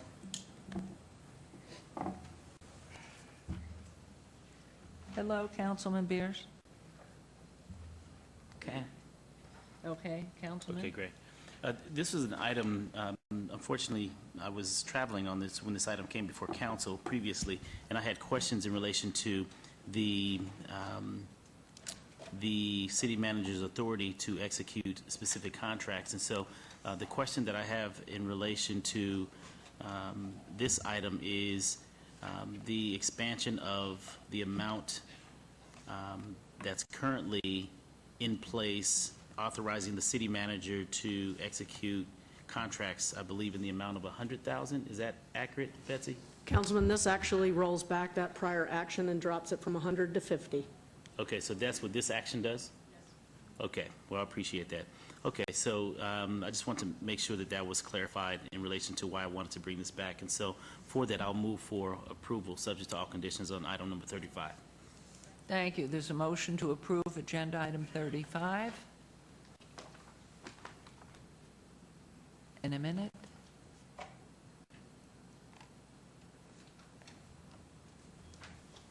Please vote, please post.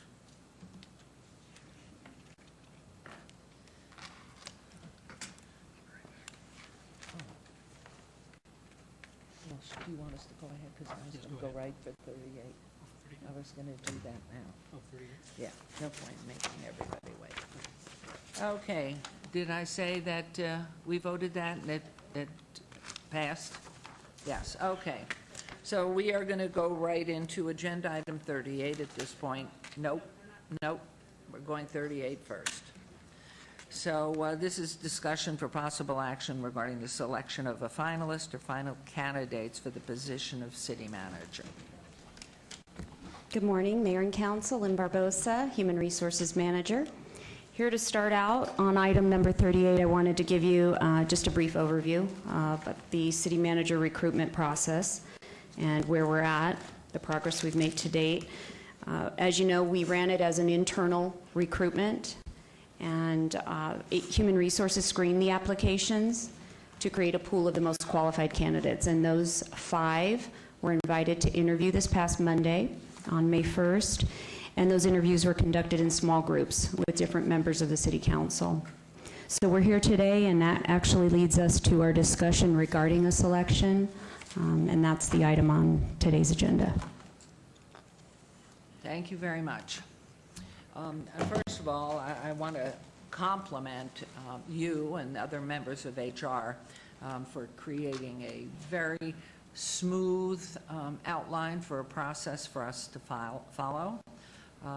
I can say without equivocation from everything that I heard, but continue to hear all along, that we have a remarkable team of very, very excellent candidates for this position. But to a person, each one of them did nothing but laud and appreciate our wonderful city manager.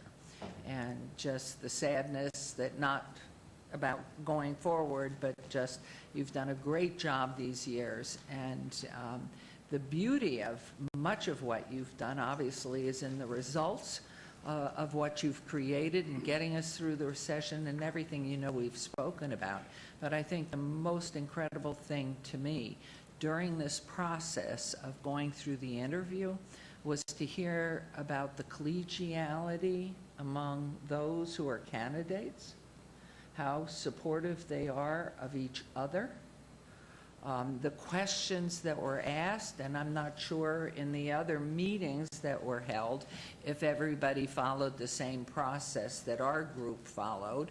And for those who are on our TV and listening live even, we had asked that everybody have the same questions. We could ask more, but at least there was a level playing field. That's correct, And yeah, so consistent. the process of that was very helpful, everybody getting the same amount of time, having the same questions asked, and it was beautifully done and very helpful to those of us who are going to be looking at a decision-making process in the ultimate end of it. And I think I can speak for those that were with me. It was a great learning experience because some of the members are so modest that even though I'm going into my 7th year, as is Councilman Coffin, to find out history of people and attitudes and what they'd been involved in were so far-reaching beyond what I knew. I mean, it was an incredible experience. I came in with some thoughts that were very clear. I have had people from not only in the general public, but from within, make comments to me, as I'm sure my colleagues had people saying, you know, I prefer this type of attitude going forward, whatever. And taking everything into assessment, I think that was, without question, as they spoke to their futures individually, it was more about their support for their other colleagues that were also wanting and feeling qualified to be city manager. So with that, you know, the confidence that I had in the process you laid out and HR laid out for us and city manager and legal and whoever else was involved in it. I've learned over the years, too, that you know, we are a great team here, and much of our team has been brought on board with Betsy Fretwell, some, of course, even back in the days of Doug Selby, and even going back to Virginia Valentine. And what I treasure about us the most is that we are a team pulling together.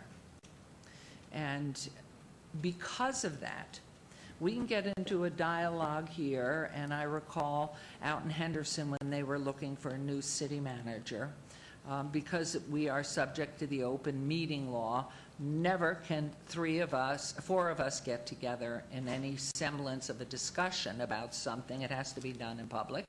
And nor can we, I don't know what you call it, where you lace through and I can talk to a couple here and then a couple there. What is it called? Sarah, you can't do that either. So really, today is the first time we are going to all be together. And what I would ask for, if there's anybody at this point, because I am going to want to make a motion, and I am doing it for several reasons, but I also want to permit you and encourage you to make comments of what you feel about the process and what you learned. But we're at a particular time. We're really working well coming out of a recession. The beauty of these 5 people who have said they are really interested in becoming our city manager are a team of people who've been working through all of this diligently and in friendship, moving us forward. And because of that, I feel very strongly that at this particular time in the history of our city and coming through everything with so many issues on our plate, that to go ahead at this time and make a recommendation to suggest the name of an individual right now who really is in the best position to continue us going forward does not say in any way that any of these 5 candidates isn't superiorly qualified to be a city manager. But knowing the time and what we've come through and how we went through this great process. But I do want to open it up for global commentary if anybody wishes to speak to that, because unless you would like me to go ahead and make a motion. Yes. Thank you, Mayor. I mean, I also want to echo the process was very good. I'm glad HR got involved and helped us get through this, and the interviews were very good. The only thing I just want to put on the record I'm concerned about is, I mean, you can obviously make a motion. That's your prerogative. The only thing is, if it's not my top candidate, then I'm going to have to vote no. Then what happens if that motion doesn't pass? Then what's the next? Okay. Then is there going to be another? Is there another motion? Yes. And we just keep making motions, and so that's the only thing I'm concerned about. I would much rather we each give our top candidate or our top 2 candidates in public, and maybe that kind of shakes out one or two people right off the top, and then a motion could be made. So that's just my comment, but obviously I will vote whatever the prerogative. Mr. Jervik. Good, Your Honor and Councilman. The mayor indicated that she was going to attempt a motion at the beginning. If it doesn't pass, the plan B is for everybody on the dais to have a ballot, and the ballot would have your name on it, so it wouldn't be a secret ballot, and you would pick your top 2 candidates, and you would write them down. So let's say, I'll pick names that aren't candidates, Betsy and myself. And so you'd put Betsy down as your number 1 candidate, and you'd give her, she'd get 2 points. And if I were your number 2 candidate, I'd get 1 point. Those would be given to the clerk. The clerk would tabulate them, and the top 2 people would be your candidates for city manager that would come back at the next meeting. That would be the backup plan procedurally for how to handle it if you don't have a candidate right now. Okay, I just, if we do go the motion route, I just want to be clear, I have my top candidate, so voting, if that's not the person and I vote no, that's not a reflection of that person being a bad candidate. It's just, that's not my top candidate. So I just want to make sure that's on the record. That's fine? Okay. Okay. So any comments on the process I would and just like to anything? echo Councilman Anthony. If it goes the initial motion route, I'll do the same. If it's not my, or at least one of my top 2, I'll vote no. And it is no reflection. I think all 5 of these candidates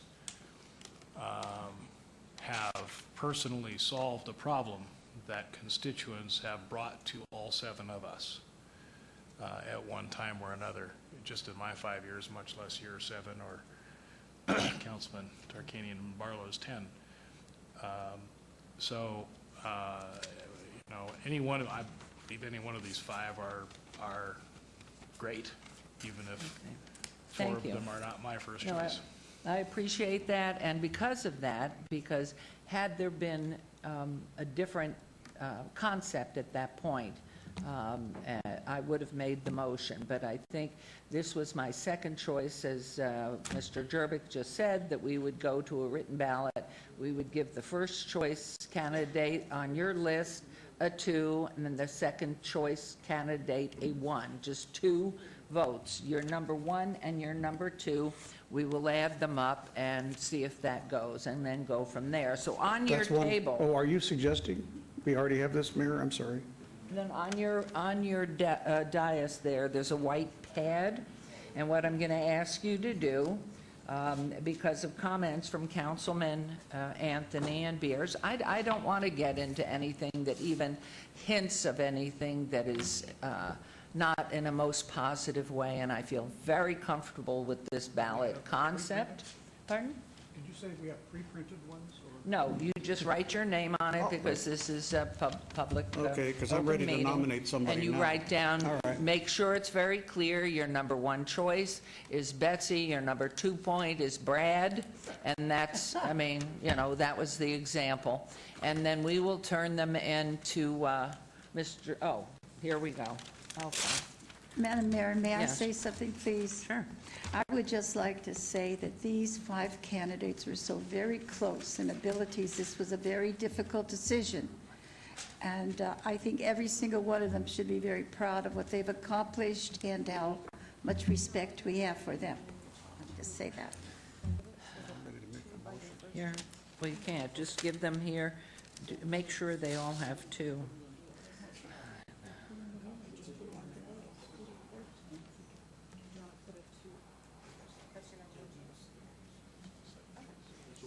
Yes.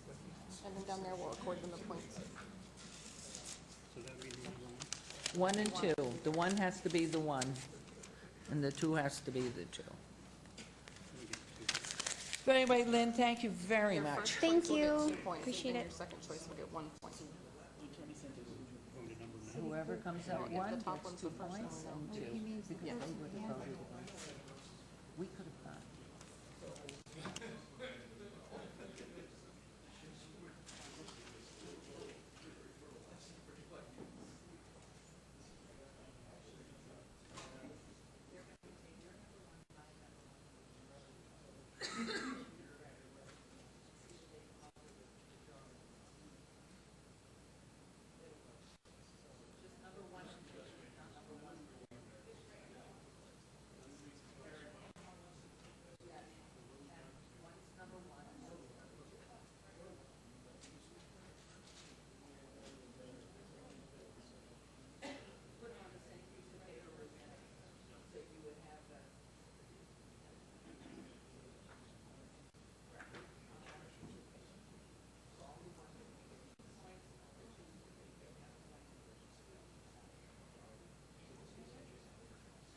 Mayor, can I suggest that after we've collected all the ballots, you take about a 2 or 3 minute recess while we tally that up for you? Thank you. Are you serving anything? Plus, Your Honor? No, the tally will go to our... Your Honor? Yes. In addition, I think HR needs a little time to recover. Your Honor, Yes. there still is time to get Warren Beatty here to help us make the correct announcement, you know. As long as we're going to delay this for a while. Say while everybody's voting that these ballots are public. Once the clerk tallies them, they will be available for anybody inspection, and everybody's name will be on them. They're not anonymous ballots. You have to buy open meeting line.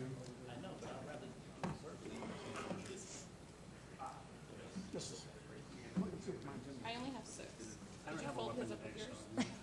Councilman said he gave you his.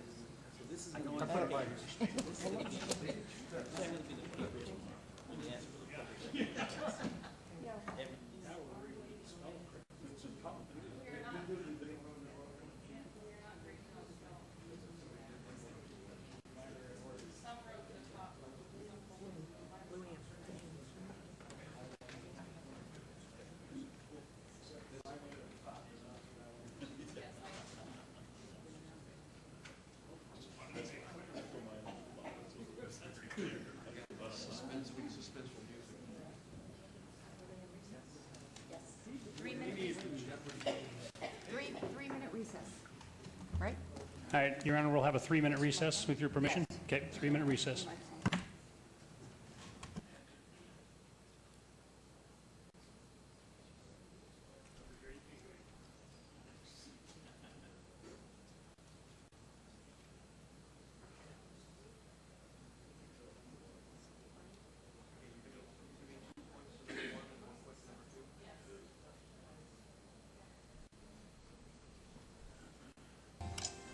There you go.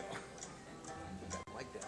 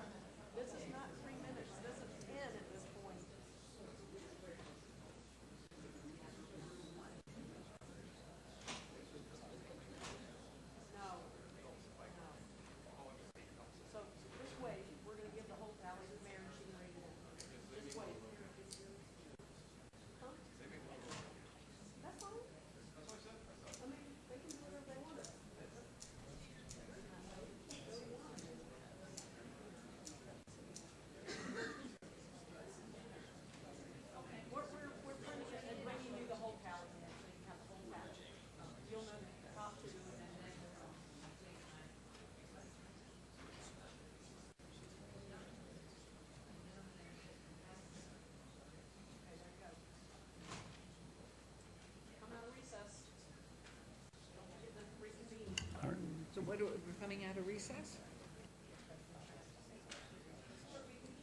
Oh, goodness.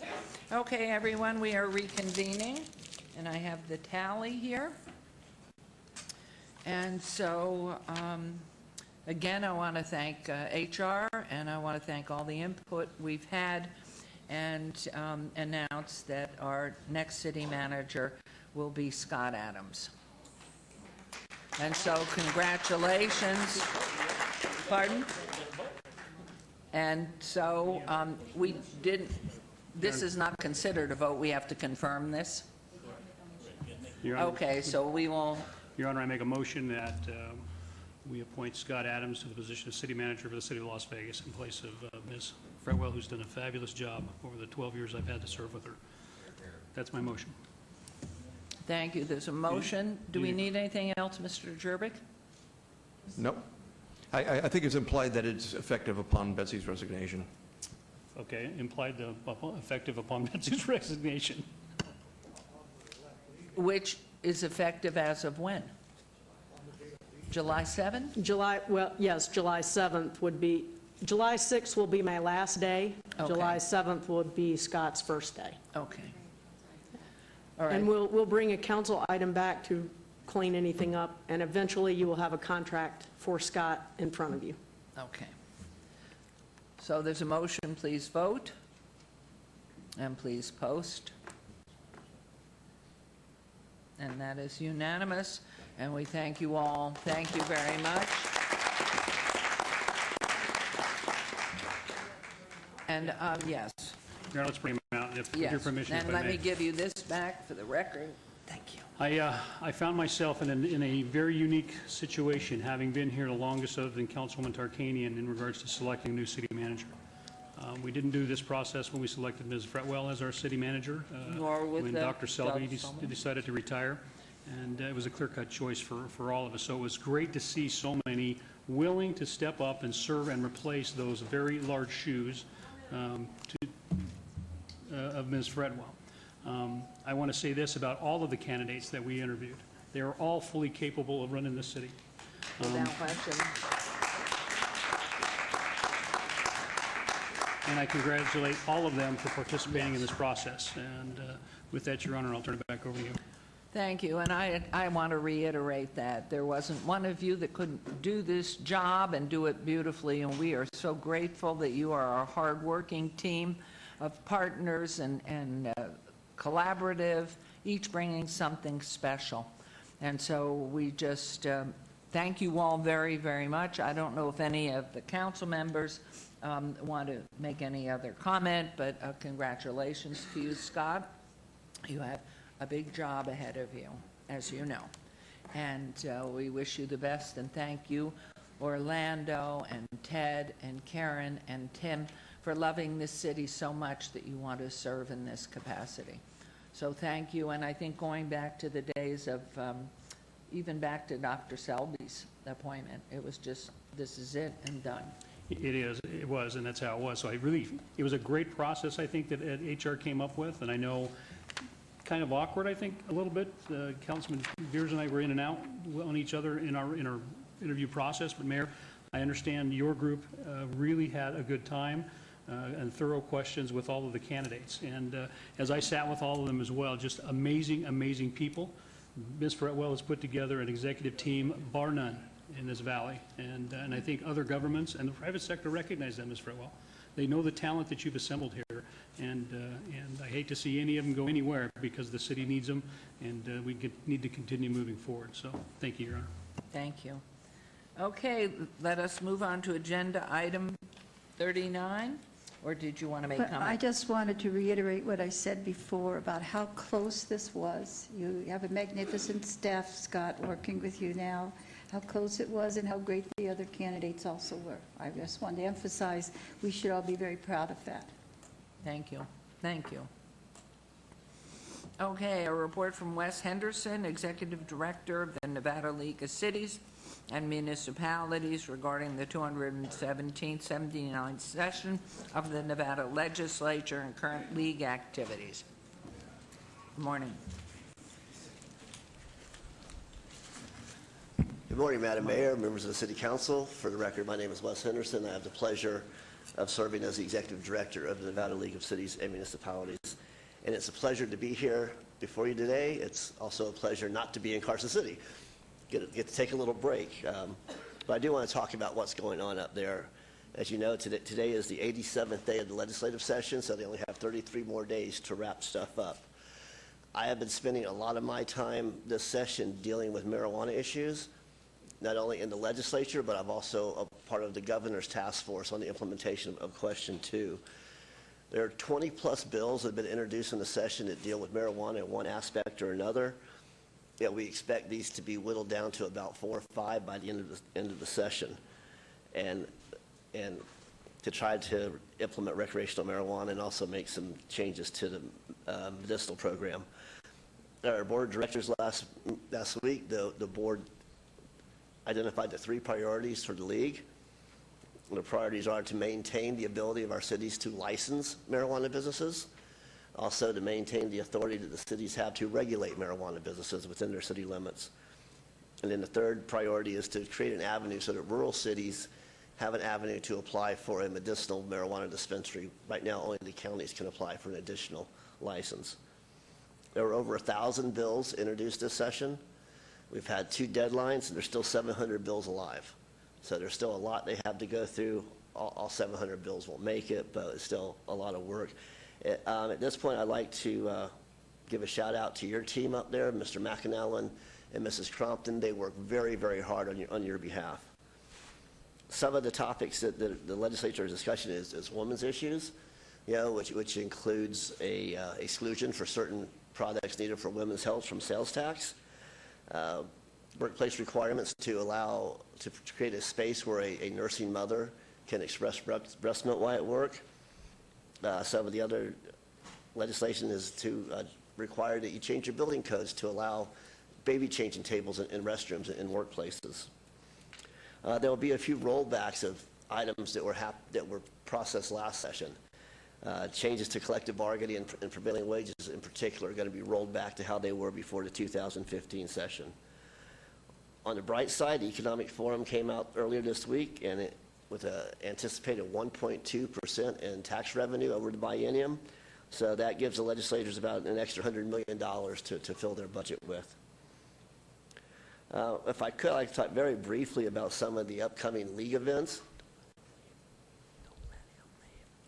The board of directors has we're having a meeting on June 13th at the Las Vegas airport. We're also going to be having a board retreat on the end of August. We're still trying to figure out where that's going to be. Councilman Anthony, I want to thank you for your service on our board of directors. We certainly appreciate that. Our conference this year will be August 10th or 12th in Mesquite, so we hope to see you there. And the National League of Cities Conference is November the 15th to the 18th in Charlotte, North Carolina. And if possible, please go to that. And as you know, Councilman Barlow sits on the board of directors. And I also want to congratulate Betsy Fretwell for not only for her long service to the city of Las Vegas, but also for her new career. And we look forward to continue to work with her and, of course, working with your new city manager. And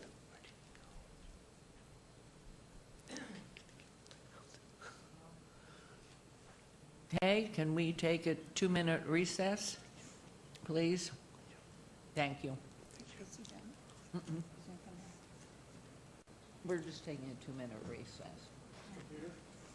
To get, pardon? Yeah. Yeah. Technology recess.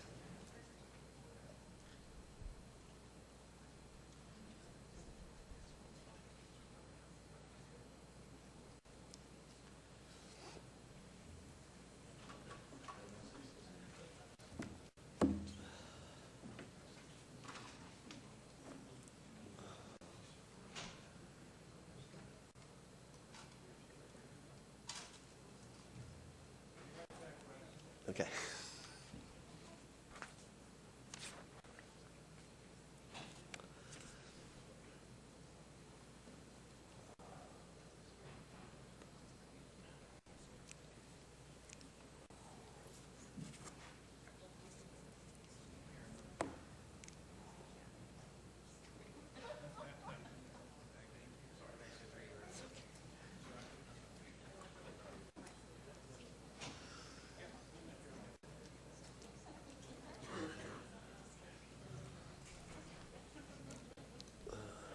That's okay.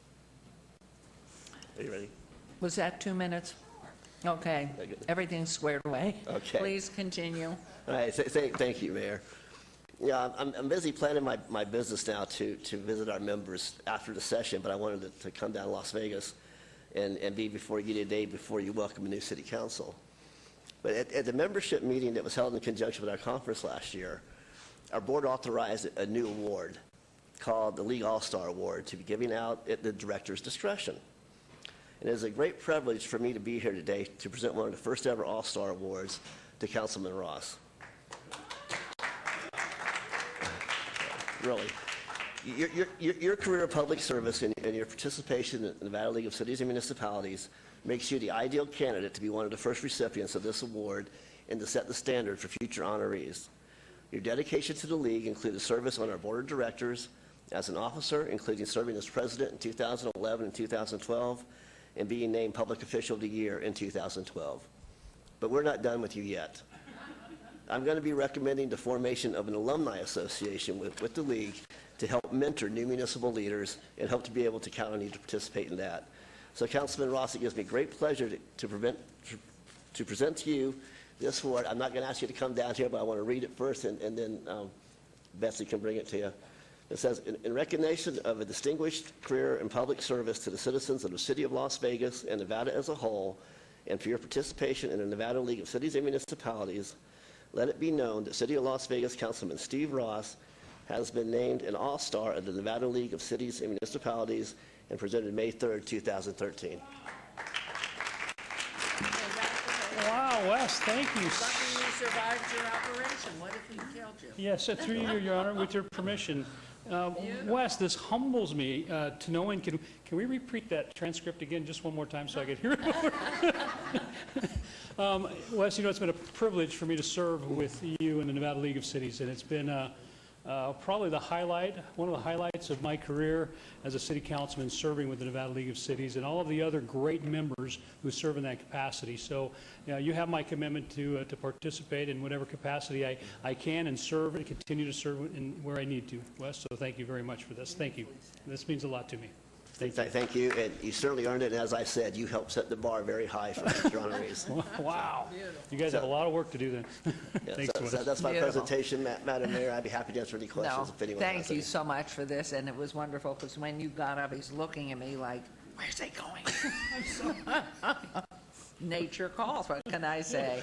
So you blew the whole thing by going I ahead. guess. Sorry, Wes. But thank you. It was simply a wonderful report, and we appreciate it. So congratulations. Thank you.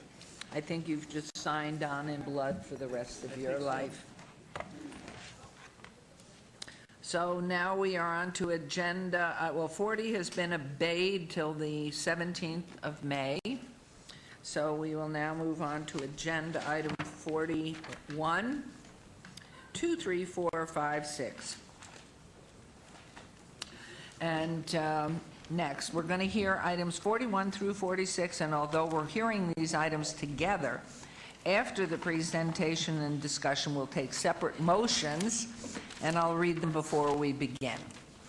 Agenda item 41, discussion for possible action regarding an estimated allocation of $4,700,847 in fiscal year 2017-2018 and $546,069 in carryover community development block grant funds to the City of Las Vegas by the Department of Housing and Urban Development, all wards. Number 42, discussion for possible action regarding an estimated allocation of $1,174,713 in fiscal year 2017-2018 housing opportunities for persons with AIDS grant funds to the City of Las Vegas by the Department of Housing and Urban Development, all awards. Number 43, discussion for possible action regarding an estimated allocation of $423,286 in fiscal year 2017-18 Emergency Solutions Grant Funds to the City of Las Vegas by the Department of Housing and Urban Development, all wards. Number 44, discussion for possible action regarding an estimated allocation of $550,000 in RDA set-aside funding for affordable housing and programs to provide immediate assistance to the street homeless homeless, all wards. Number 45, discussion for possible action regarding an estimated fiscal year 2017-2018 allocation of $1,568,602 in Home Investment Partnership Program Home, $922,150 in State Low Income Housing Trust Fund, LIHTF, $408,025 in state home funds, and $415,187.94 in carryover state LIHTF funds to the City of Las Vegas by the United States Department of Housing and Urban Development, State of Nevada Department of Business and Industry, Housing Divisions, all wards.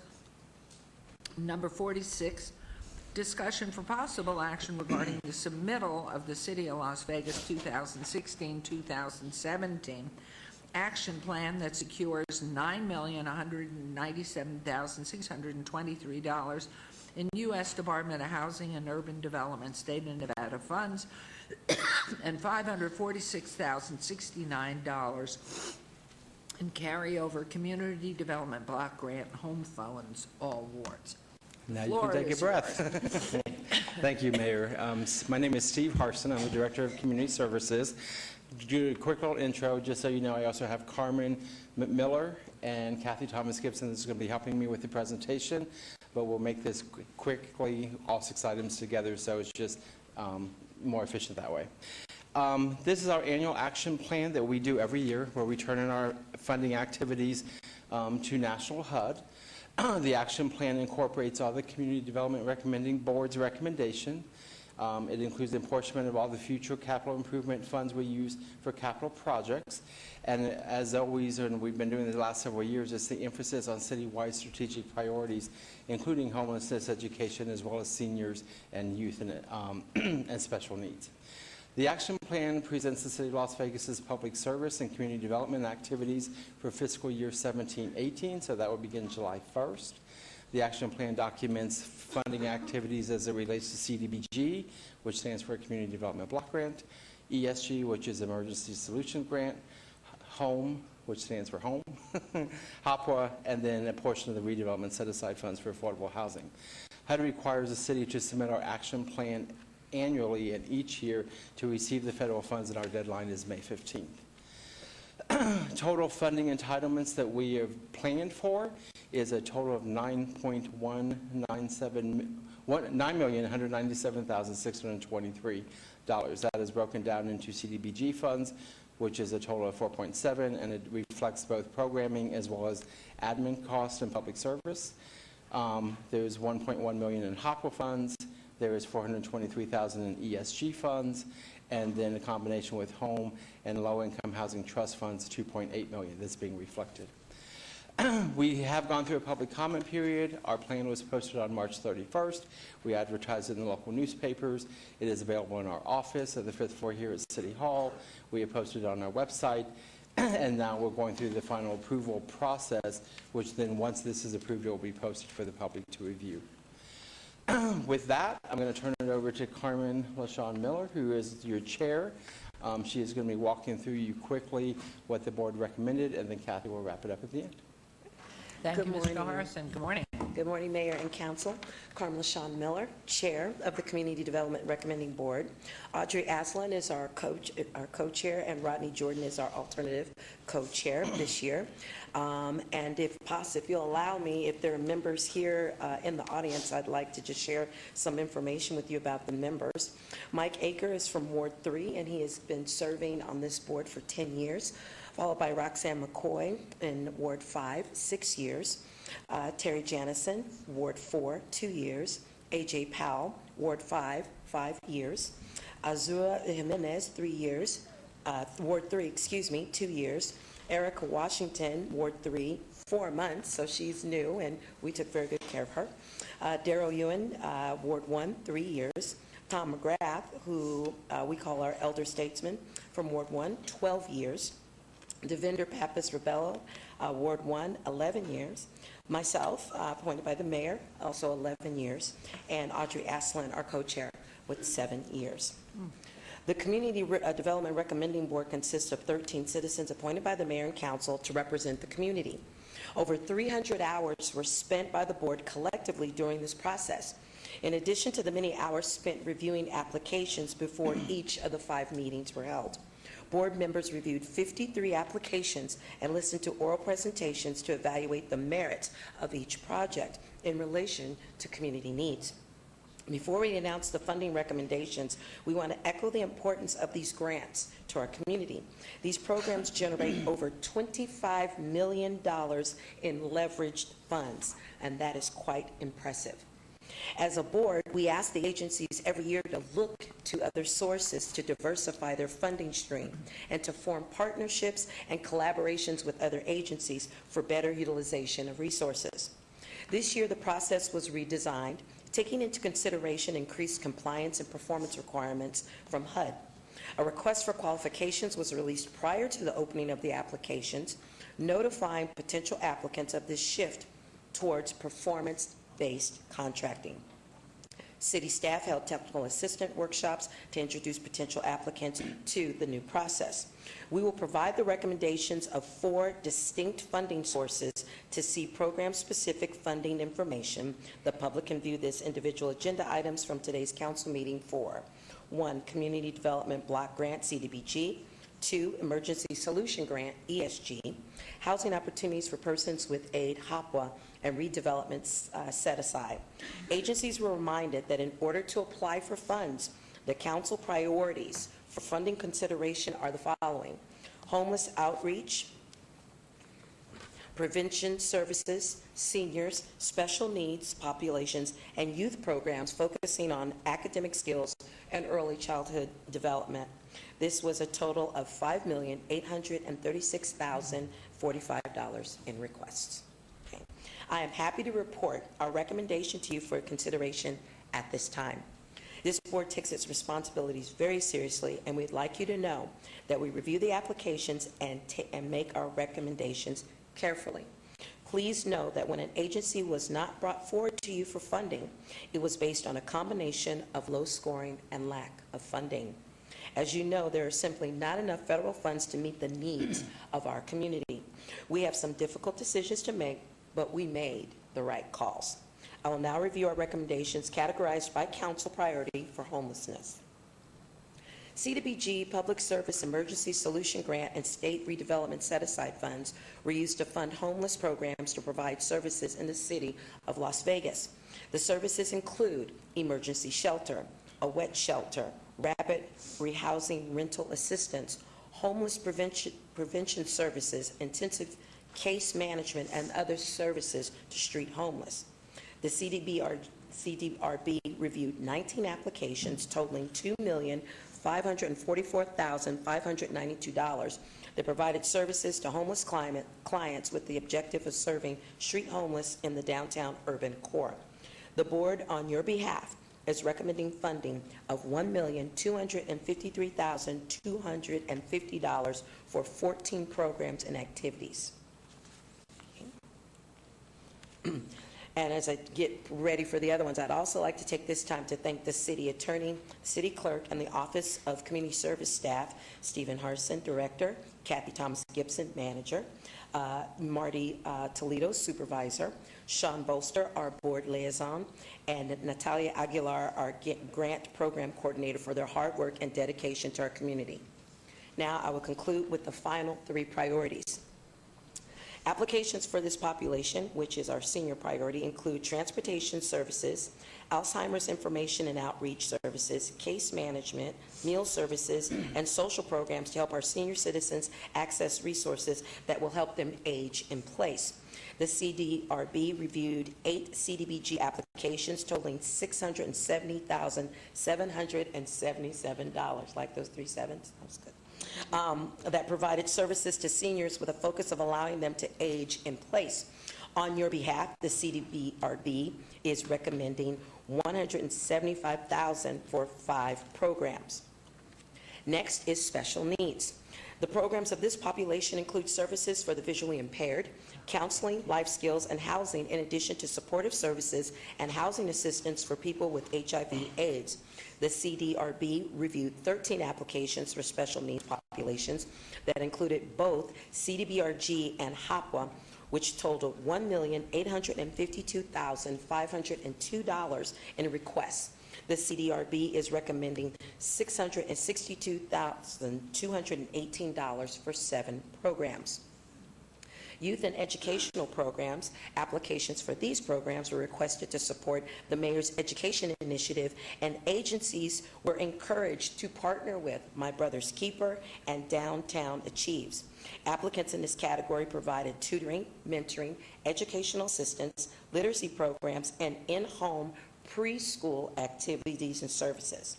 The CDRB reviewed 14 applications totaling $768,174 and recommends funding of $115,000 for 4 programs.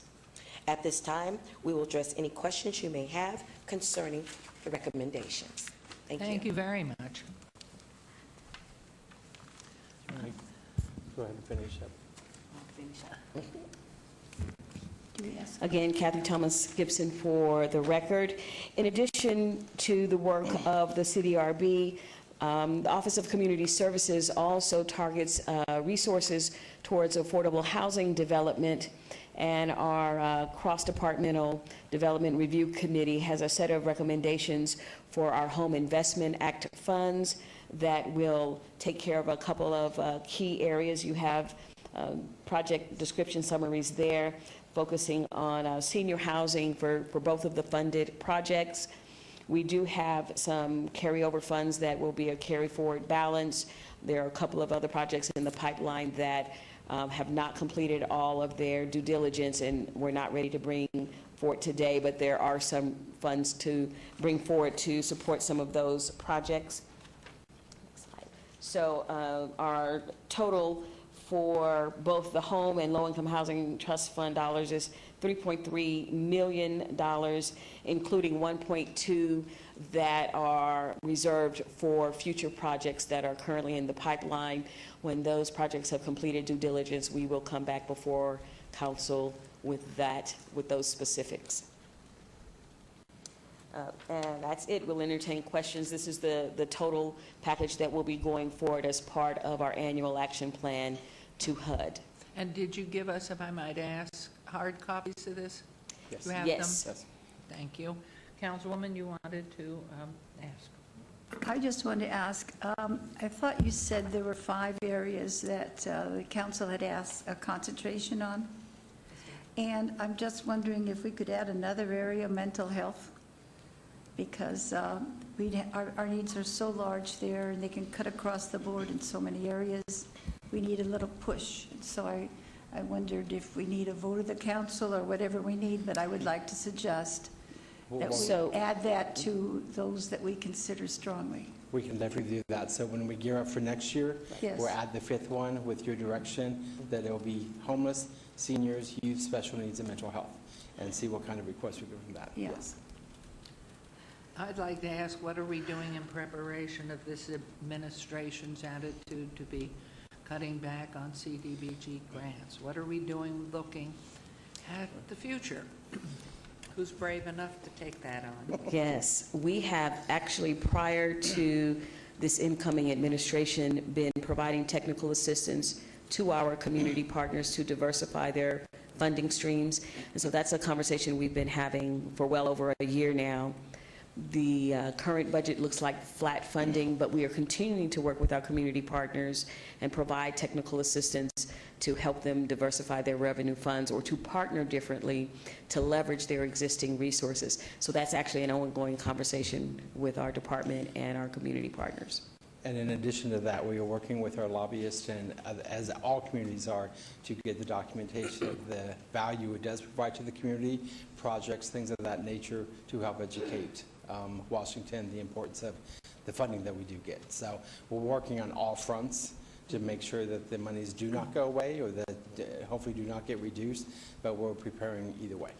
Okay, thank you very much. Any comments, questions, further, Councilwoman? I had one more question on, I think, the next to the last frame that you had. There was Silver State with $1 million something donated housing. Now, is this how we help him get the grant, or I don't understand? Is this an allocation that we recommend? Correct. So this is coming to you today for a project that they are currently working on, and the developer is here, and if you have a more specific question. So Silver State Housing is going to build some housing for seniors, Correct. and we're going to give them $1,450,000. Correct. Of home. And is that usual what you do when new housing comes for seniors? Yes, actually, we typically are a relatively small part of a larger package, so we typically use city funds as the gap, or closing the gap between what they already have financed and the total they need to do or complete Then who constructing. operates the housing? It will be George Dukakis. Can you come forward and give us your name, please, and then respond? We'd appreciate it. Thank you. Good morning, Mayor, council members. George Dukakis, 2655 South Rainbow Boulevard, Suite 401, Las Vegas. Good morning.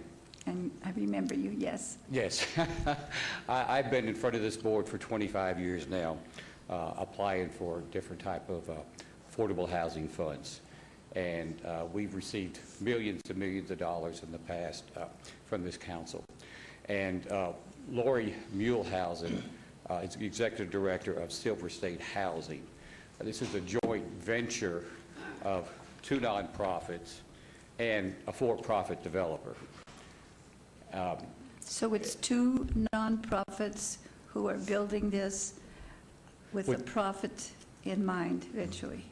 Well, there's, on any affordable housing component, you have a nonprofit involved and you have a for-profit involved. In most of the transactions in the light tech industry, the low-income housing tax credit industry nowadays. And the nonprofit provides a number of multiple services and social services for the residents. You've visited some of our properties before, as some of the other council members have, and we offer a tremendous amount of free services to all of our residents. My particular developments and Silver State Housing developments in the past has all been focused on senior housing. So you operate it then? I mean, somebody operates I it. am one of the general partners of the partnership. I have a management company that takes care of the daily affairs of the property, as well as an on-site manager. So it's a collaboration of the nonprofit and the for-profit together. So the nonprofit is who? It's Silver State Housing. And the profit is who? George Dukakis, Inc. I see.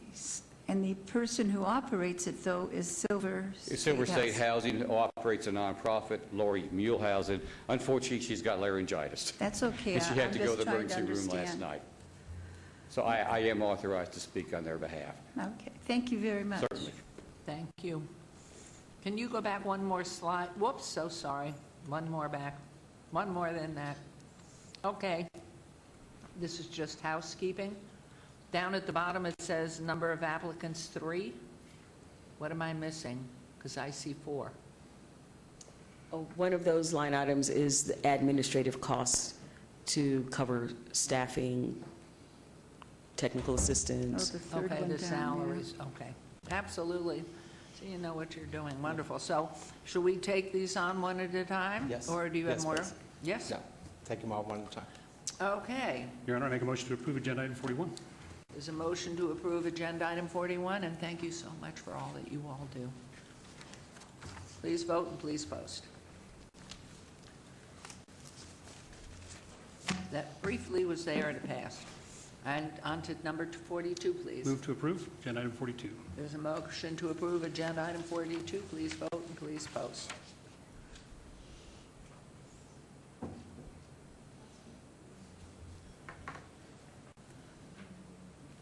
Also unanimous. Number 43. Move to approve agenda item 43. Thank you. There's a motion to approve on agenda item 43. Please vote and please post.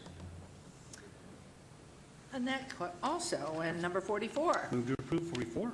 Thank you. There's a motion to approve on 44. Please vote. Please post. Motion carries. Number 45. Move to approve 45. Thank you. A motion on 45. Please vote, please post. Carries. And number 46, please. We move to approve agenda item 46, and thank you guys very much for all you do. Thank you. I mean, my goodness, you just do wonderfully in that motion. Oh, I didn't vote. There we are. I had to hold it up, just to be a devil. Thank you, that carries. We really appreciate it. Thank you. And just gird your loins for going forward. I know it's going to be tough. We got to rob a bank or start printing our own currency. I know that. Thank you. Thank you. Thank you. Okay, we're on to agenda item 47. Yes, yes. This is discussion for possible action regarding the conveyance of Symphony Park parcel PQ from PQ Las Vegas LLC and PQ Ground Lessee LLC to PQ Holdings LLC, an amended and restated declaration of special land use restrictions, DSLUR, DSLUR, for the purpose of developing the site located 199 West Ogden Avenue. This is Ward 5 with Councilman Barlow. And good morning, Mr. Arndt. Good morning, Mayor, members of City Council. For the record, Bill Arndt, Economic and Urban Development Director. With me today is Todd Kessler, representing the buyer for the property. If you would allow me the indulgence, I'd like to give you a little bit of background, because this is a little bit of an unusual request before you, but I think with the background, you and your constituents will better understand this agenda item and the nature of this transaction.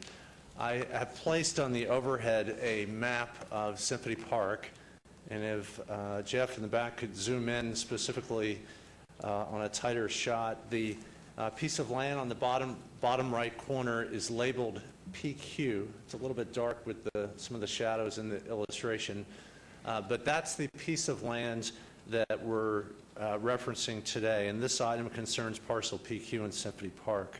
City Parkway 5, Inc., which is an affiliate nonprofit corporation of the City of Las Vegas, owns and manages most of the land at Symphony Park, but this piece of land we do not own. City Parkway 5 sold this parcel of land to an affiliate of Forest City Enterprises back in December of 2009.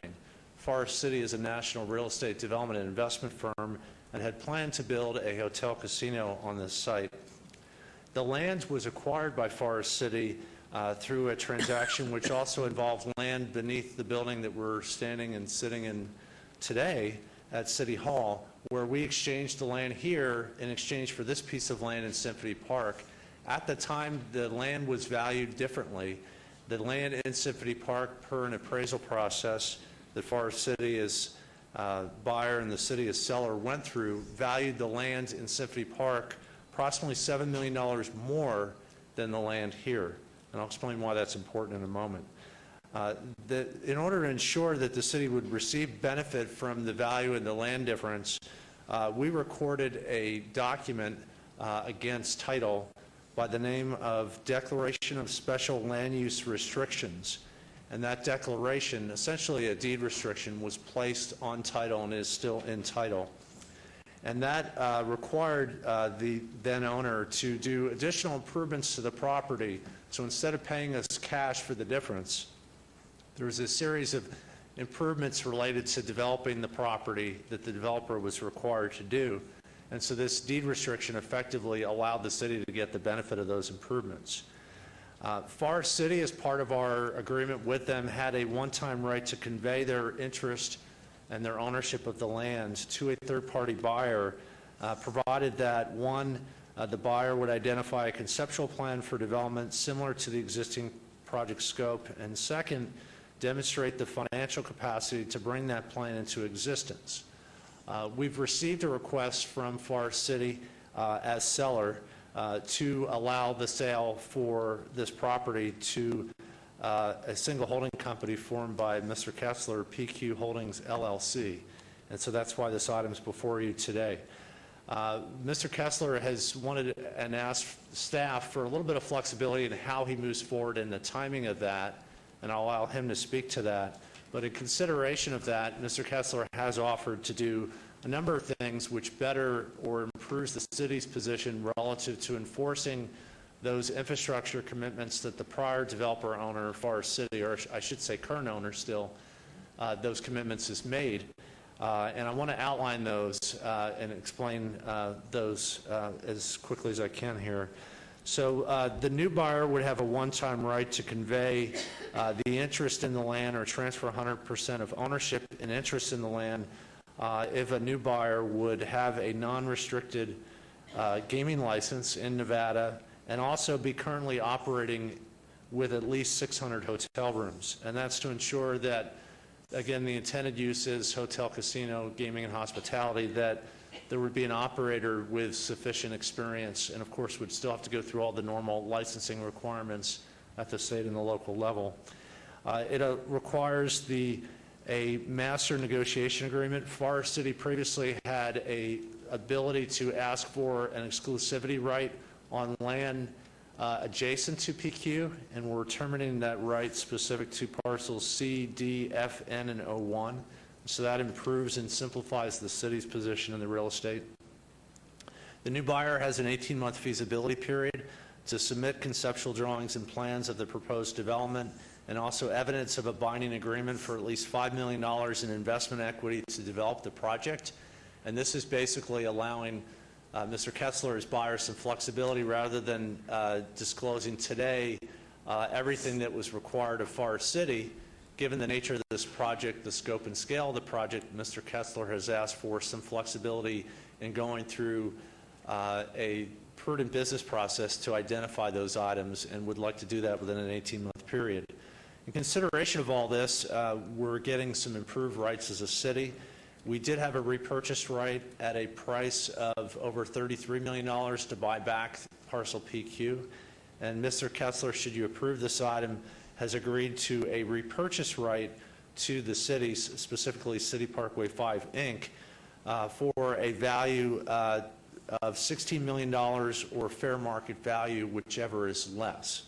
And I think that represents good faith commitment on behalf of Mr. Kessler. That repurchase right is only if Mr. Kessler doesn't move forward. So that would run effectively through December 17th of 2021. Giving Mr. Kessler time to essentially prove up the partner and move forward with the project. But that repurchase right, and we've done that in other projects, not only in Symphony Park, but in our business parks in the city, it's meant to ensure that a buyer and developer of land doesn't buy land and then just sit on the land, so to speak, or not actively move to develop and construct the land, because of course we want new buildings and new taxable development in Symphony Park. Completion of construction must occur 3 years after the start or no later than December of 2024. The project scope would include a hotel with a minimum number of rooms required in order to be licensed under NRS 463 as a non-gaming hotel. That developer obligation to do certain infrastructure stays with the land and still runs with the land, so that $7 million and change, to be specific, $7,080,747 would be applicable to infrastructure expenses, including remediation, treating the environmental condition of the site, off-site infrastructure, a box culvert for drainage, as well as potential air rights and a pedestrian bridge to connect parcel PQ potentially to the east side of the Union Pacific rail line. In closing, I need to read some language into the record to clarify some of the specific language in the declaration. Specifically, section 1.2, entitled Certain Definition, Specific Facilities, I'd like to revise that section with the following. Quote, specific facilities, end quote, means collectively a hotel with at least the number of rooms required in order to qualify as resort hotel under NRS 463, period 01865, comma, or any successor chapter of NRS. B, a casino license for non-restricted gaming with a minimum of 25,000 square feet of floor area. And C, all related infrastructure and other improvements to the site other than the box culvert to be constructed as part of the project. Second, on section 2.4C, entitled Air Rights, Easement, and Bridge, I would like that section replaced with the following language. Quote, in the event that developer elects to acquire the air rights, easement, and/or construct the bridge, developer agrees, 1, to include in the submittals to the city required by the requirements for the approval of the bridge, the location of the air rights, easement, and bridge, and 2, that the location of the air rights easement and bridge shall be subject to approval of the city as part of the approval of the construction of the bridge. That second addition is really meant to make sure that Mr. Kessler works with the city in locating a pedestrian bridge should the developer move forward with that, so that it works in concert with what the city's planning for Sifty Park. And in conversations with Mr. Kessler, he's agreeable to that language. We have provided that language to the city clerk. I did not make copies for you, but it's a level of detail that I don't think materially changes the nature of this transaction. With that, I'd like to turn it over to Mr. Kessler to say a few remarks, and he'd be glad to answer any questions you may have. Thank you. Welcome. Welcome. Thank you. Good morning, Mayor, Mayor Pro Tem, council members. Todd Kessler, 261 Las Vegas Boulevard North, Suite 110. It is an honor to be here today.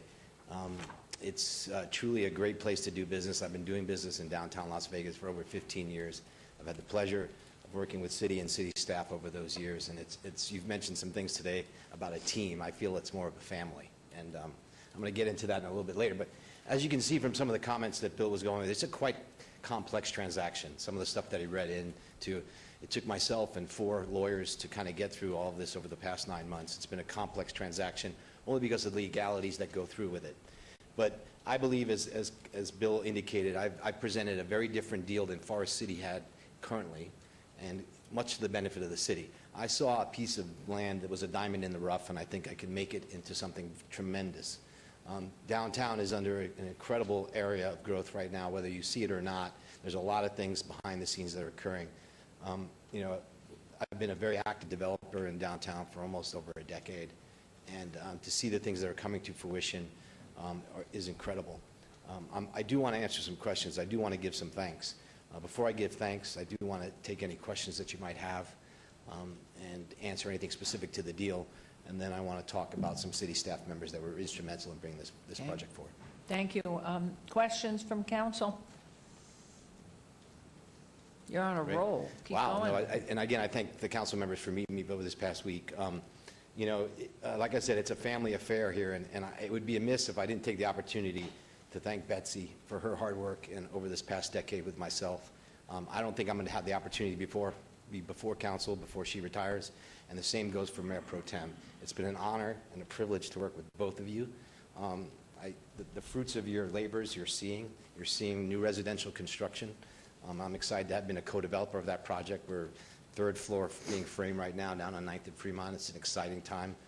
I think back to the Container Park days when Mayor Pro Tem, you looked at me like I was crazy, absolutely crazy. And we've had 5 million visitors through the door over there. So, I mean, it's an incredible project. But with your permission, Your Honor, I drank the Kool-Aid. Yes, you did. I was all in, but you're right. My eyes went, what? Yes, you did, and I appreciate that. And I appreciate all the council's support, continued support, and all of the developments that I've been involved with, back to the Lady Luck, back to the purchase of City Hall, all the way back. So I really appreciate that. So now I'll get a little bit thanks to this deal team. I mean, between Bill, Scott, and congratulations, Scott, on your appointment. Shawnee, Nick, Jeff, everyone at the deal team was incredible. My team was represented by 4 lawyers, Kelly, Colin, Jim, and Ben. I thank them very much. And like I said, I've had the opportunity in my life to have a lot of great partners. I'm getting emotional because you guys have such trust in me. And I say that in the sense that my #1 partner is here today. And that's my lovely wife, Heather. Please bring her up. Come on, Heather. Who has been, for the past year, has had to deal with this PQ transaction. All I can tell you is I would have divorced you 50 times over. She is a saint. And she is my stylist, Mayor, who, at the Well, request. Heather, I congratulate you over and over again because he really did look like a slob for the longest time.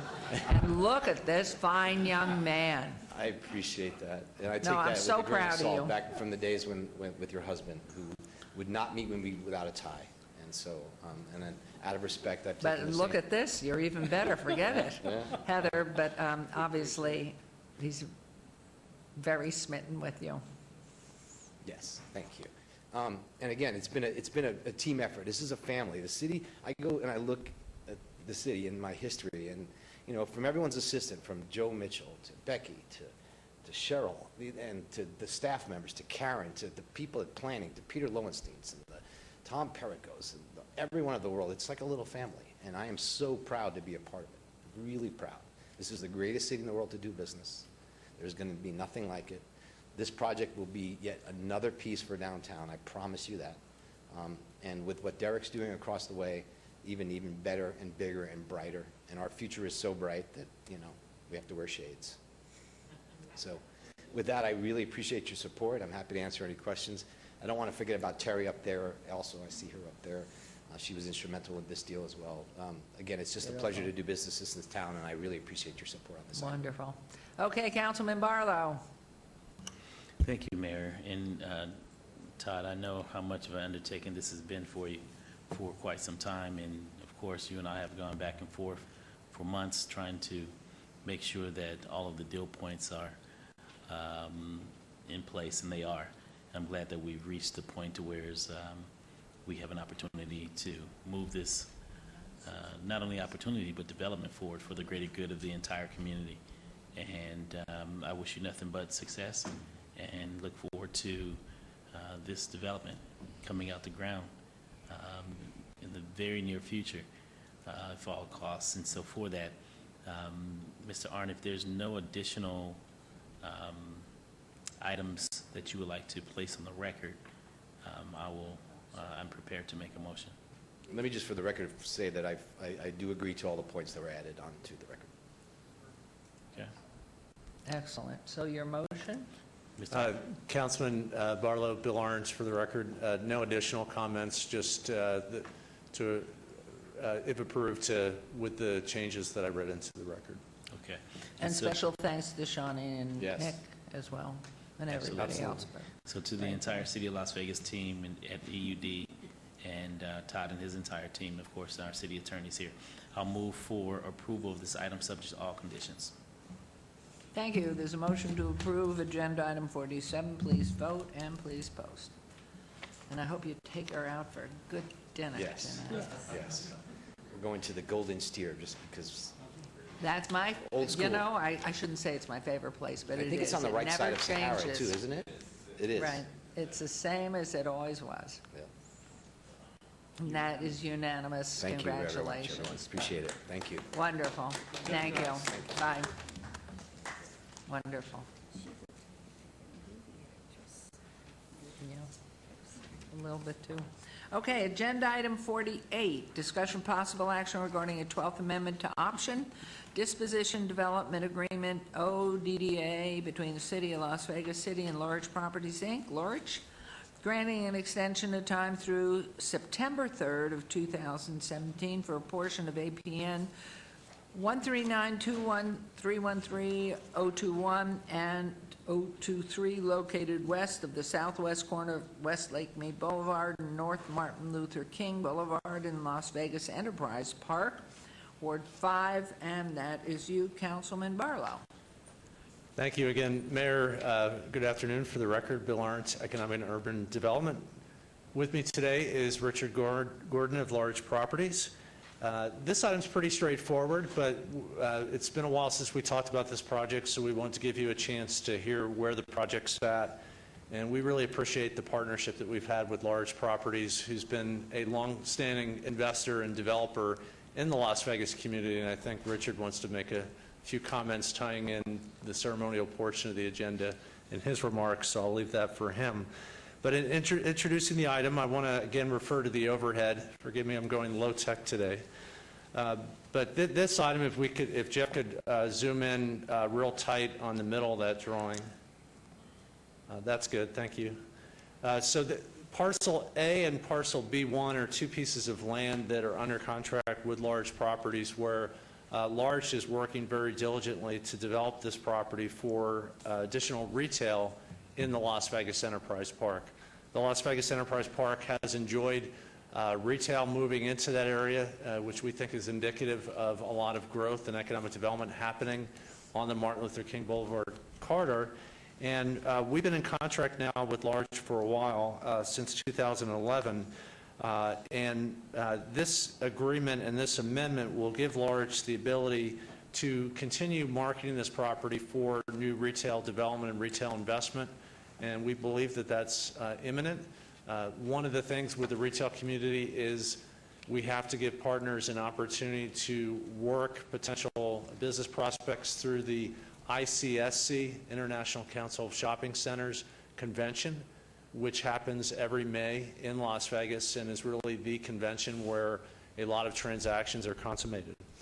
None of the terms are changing as far as the purchase price for the land, and we're recommending extending the deadline for closing escrow to September 3rd of 2017 under all of the same terms and conditions of our current agreement. With that, we recommend approval, and I'd like to turn it over to Richard to say a few remarks. Thank you. Good morning. Good morning. Well, I think it's afternoon, but... Yep, good afternoon. When you're having fun, it goes by so quickly.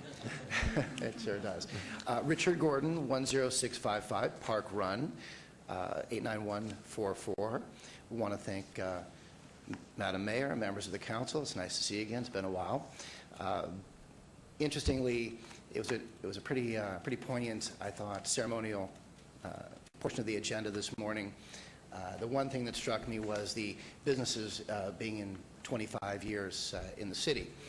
And I'm thinking to myself, well, I guess it's making me kind of old because I don't feel that old, but it's our 24th year, so at least mine. My dad's late 80s, but for me, it's we moved in 1993. So beautiful. Anyway, so yeah, it's been it's been a while.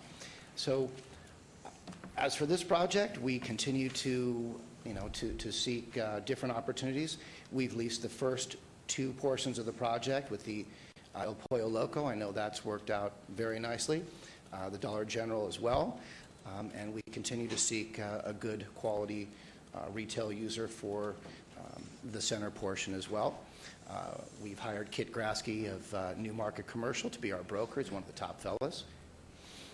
We'll be displaying it at the ICSC coming up next month, and we hope for good fortune in that regard. So thank you very much. Thank you.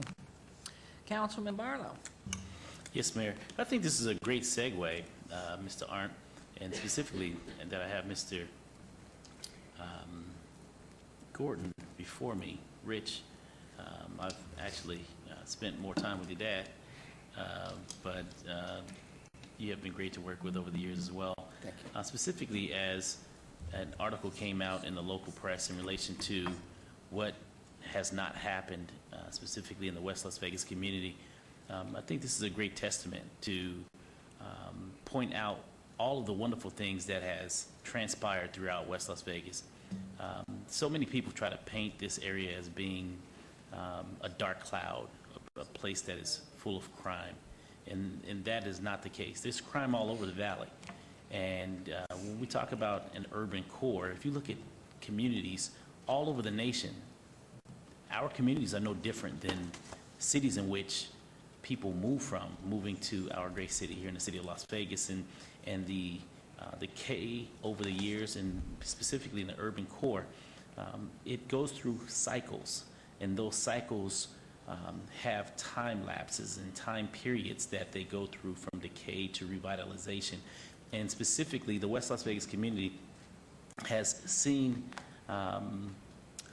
its day of decay. But I truly believe with all of the development in the economic revitalization that has transpired and that continues to move forward, specifically in this corridor, I think the city has not done enough to celebrate those wins. And specifically when we have the Hank Gordons of the world, and Rich, of course, his son, and the other developers that have come into this community. We now have, as he mentioned, the Dollar Generals and the Starbucks. I mean, these are national tenants that are coming in, and more developers underway. And now housing developers are looking at this area to bring back in the housing component into this area. We are going through a generational cycle of revitalization. And it wouldn't be possible without the arm of the redevelopment agency that has been working so diligently and have been dumping hundreds of millions of dollars into this specific area to really bring it back to life. And things are shaping up, looking good, And the corridor, the bridge, the most beautiful Martin Luther King in the nation, is basically created that bridge from North Las Vegas to downtown Las Vegas, where all roads lead to downtown.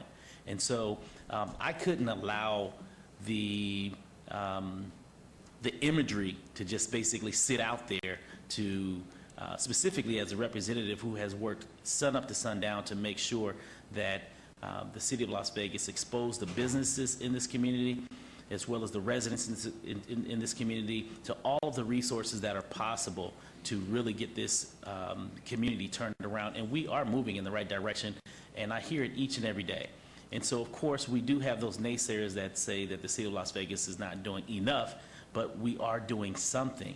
And so for that, by continuing to move forward, continuing to develop, revitalize, and the city of Las Vegas has an interest to build up not only the West Las Vegas community, but the entire city of Las Vegas communities all throughout our jurisdictions. Whether you're out in the far northwest or up in Summerlin, to include, wards 1, 3, and 5. Each one of us, to include the mayor, we represent the city as a whole, although the council members, and I've said this countless time and time again, the council members represents districts, but we represent the city.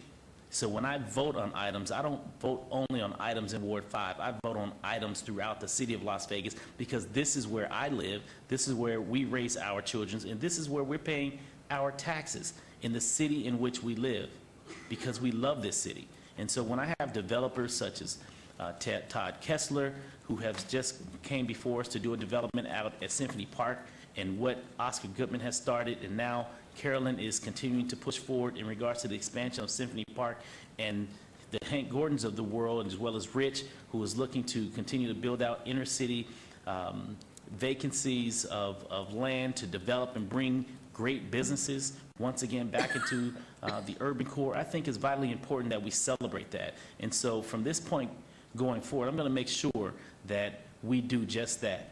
I don't care what part of the city it's in. If it's a development that's taking place, I think we need to toot our own horn, and we can't wait for anyone else to basically toot our horn. And so for that, Mayor and Council, I am so pleased and honored to move this item forward for approval for Mr. Gordon and his development team to continue to operate in the inner city, because they could work anywhere outside of the city of Las Vegas, but they have chosen to remain committed to this parcel inside of the Enterprise Park to continue to bring development, much needed resources and retail into an area that has long gone without it because of the cycle of the decay.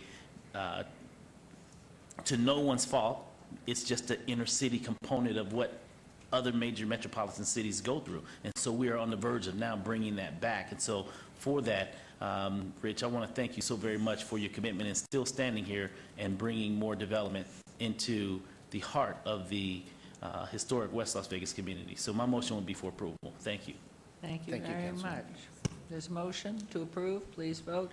And why isn't your son standing next to you? The next generation's ready to go on, He yes? just went back to the University of Michigan, where he finished his second year, so, Second year. yeah. Is he loving the University of Michigan? He is loving it. Wonderful. He was the Send him our student from the best. state of Tell Nevada. him we expect him to be up with you and your father. Thank you very much. That motion carries, and yes, Much to Grandpa's chagrin, though, correct? Much to Grandpa's chagrin, he would have preferred a Trojan. Hopefully, the next generation, my daughter, now at the Meadow School, will be going to USC next year. Just thought you'd point that out, Rich. oh, you got to split it, so then everybody's happy. Then everybody's happy. Wonderful. Thank you very much. Congratulations, it Thank you. carries. Thank you very Appreciate much. it. Say hi to Dad. Okay, we'll move on to agenda item, 49, recommending bills eligible for adoption at this meeting. Bill number 2017-7. Councilman Anthony, would you like to have the bill read? Yes, Mayor. Please. Bill number 2017-7, an ordinance to extend the boundaries of the city, to particularly describe the land to be annexed, to make its inhabitants subject to the laws, obligations, and benefits of the city, and to provide for other related matters, ANX-67648. Move for approval. Thank you. There's a motion to approve agenda item 49. Please vote. And please post. Motion carries. Agenda item 50, bill number 2017-8. Councilman Anthony, would you like to have the bill read? Yes, Mayor. Bill number 2017-8, an ordinance to extend the boundaries of the city, to particularly describe the land to be annexed, to make its inhabitants subject to the laws, obligations, and benefits of the city, and to provide for other related matters, ANX-68933. Move for approval. Thank you. There's a motion to approve agenda item 50. Please vote and please post. Motion carries. Agenda item 51, Bill 2017-9. Councilman, would you like the bill read? Yes. Bill number 2017-9, an ordinance to amend the Unified Development Code to allow clinics within the O Office zoning district by means of special use permit and to provide for other related matters. Move for approval. Thank you. There's a motion. Could I ask a question Yes, before we vote? please. What kind of clinics are you talking about in professional? Is there a definition? I did go through the bill, but I didn't quite understand. With your permission, Your Honor, if I may, Councilwoman, this is, our codes don't allow, I think it's quick care service in a clinic. And so in order to provide an office designation, that quick care service for our code, we are creating the special use permit. So if it fits into that office type use, it fits. If it doesn't, it doesn't. So that just gives us the option to make that decision. It just gives the option. My concern was we did have the clinic, the choices, that was done before I got on the council, and we had some tremendous problems because this was a clinic for recovering alcoholics and drug addicts. And they, hung around in the parking lots, and they caused some problems for the professional. So where would they fall in this? They don't. This has to do more with quick care, a quick care clinic. Only with quick care? Does it say that? I'd have to read the entire It ordinance, doesn't Your Honor. say that. I'm only concerned because it continued for years, the choices did, and we had much I recall that. I remember that. Good point. With the mayor's permission, I will look to legal counsel to dig it out. One moment, counsel. I could see the quick care need in there. Yeah, that was the issue. There was a, But see, when you get to the clinics and people interpret that, and then you get lots of people. well, even if that was covered, I believe in the case here, and Terry, correct me if I'm wrong, but even if that was the case, we as the council, because it would require a special use permit, I see. have the ability to support or deny the request for the special use. Councilwoman, Mr. Parago is here to address that. Ah. Your Honor, if I might, Please. clinic is described in Title 19, a facility which is occupied and used for the purpose of providing dental or medical care, and which regularly provides any of those services to the general public on an emergency basis or without appointment. This use does not include a hospital or a facility which provides for the overnight care or overnight stay of patients. Would you repeat what you just said after this does not? This use does not include a hospital or a facility which provides for the overnight care or overnight stay of patients. It's, as Mayor Pro Tem had said, it's more like the quick care, those kinds of things, and it requires a special use permit, Yeah, so and a it's special completely use- at council's discretion to determine whether or not it fits in that particular Right. area. I understand that. I just had that concern from so many years. Thank you. Thanks, Mr. Parago. So both of us, Councilwoman. Motion to approve an agenda item 51.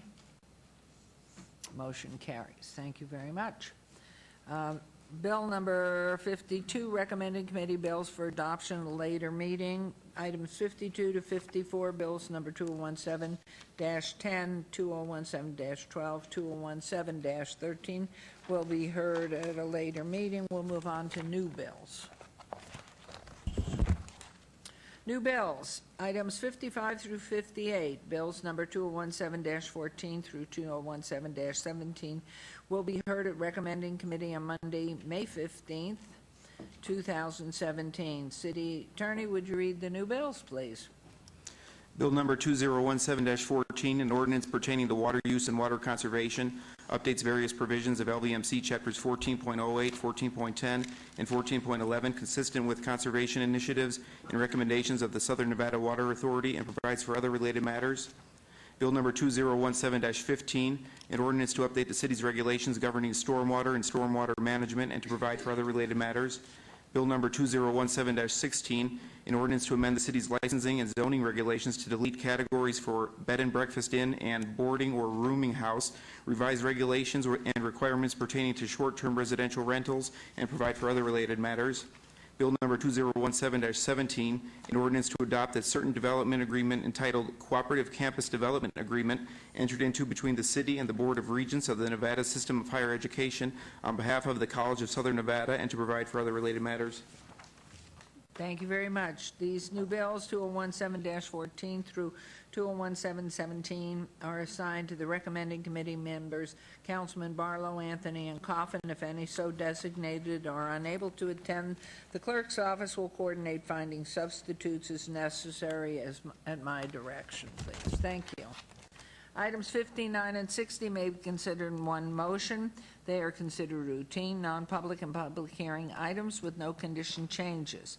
Any person representing an application or a member of the public or a member of the council not in agreement with the conditions and all standard conditions for that application recommended by staff should request to have that item removed from this portion of the agenda. Agenda item 59, EOT 69670, applicant owner DZN Rainbow LLC, a request for an extension of time and approved site development plan review SDR 58147 for proposed 3,680 square foot restaurant with drive-through and general retail development, 0.82 acres at 5620 North Rainbow Boulevard, C1 Limited Commercial Zone, Ward 6, with Councilman Ross. And agenda item 60, RQR 68061, applicant American Outdoor owner JTL Holdings LLC, a required review special use permit SUP 16947 for a 40-foot tall, 14-foot by 48-foot off-premise sign at 4604 Meadows Lane,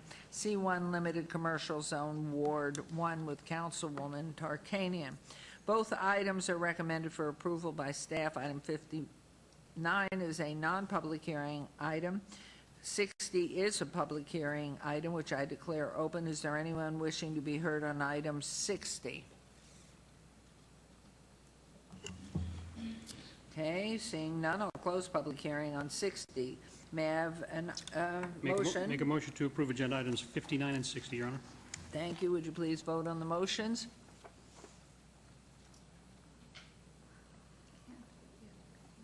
Oh, it's not up yet. There you are.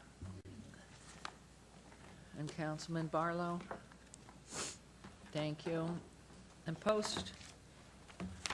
And Mayor, if you might. Motion's carry. Thank you. I just wanted to thank Mr. Curran, who has worked with us on that sign that sometimes has gotten in not too good shape. When he came into the picture, we told him the problem. He's done a great job and a great job communicating with us. I just wanted to thank him publicly. Wonderful. Thank you very much. Agenda item 61, set date on any appeals filed and required public hearings. I'd instruct the city clerk to set the public hearing dates and appeals from the City Planning Commission meetings, dangerous buildings, or nuisance litter abatements. Thank you. Thank you very much. And now we'll come to our second public participation. Citizen participation. This is agenda item 62. Public comment during this portion of the agenda must be limited to matters within the jurisdiction of the City Council. No subject may be acted upon by the City Council unless that subject is on the agenda and scheduled for action. If you wish to be heard, please come to the podium, give your name for the record, the amount of discussion on any single subject, as well as the amount of time any single speaker is allowed may be limited. This is your opportunity to address the Council, but the Council's not able to respond or engage in the dialogue. Are there any members of the public who wish to speak under this portion of the agenda?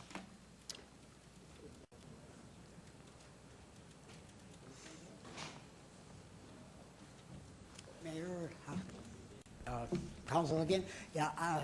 Your name again? Oh, please. sorry, Anthony Casabianca. I like to see. I'm seeing a lot of development, which I like, but I also would like to see a lot more stuff for the poor.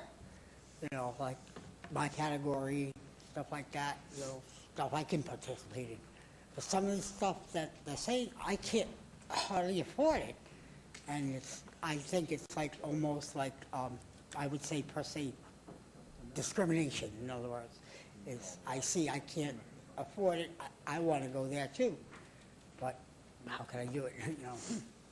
I don't know what to say. You know? Thank you. So maybe it could be changed where maybe it could come, there could be stuff lowered for prices like I can afford to go to. You know.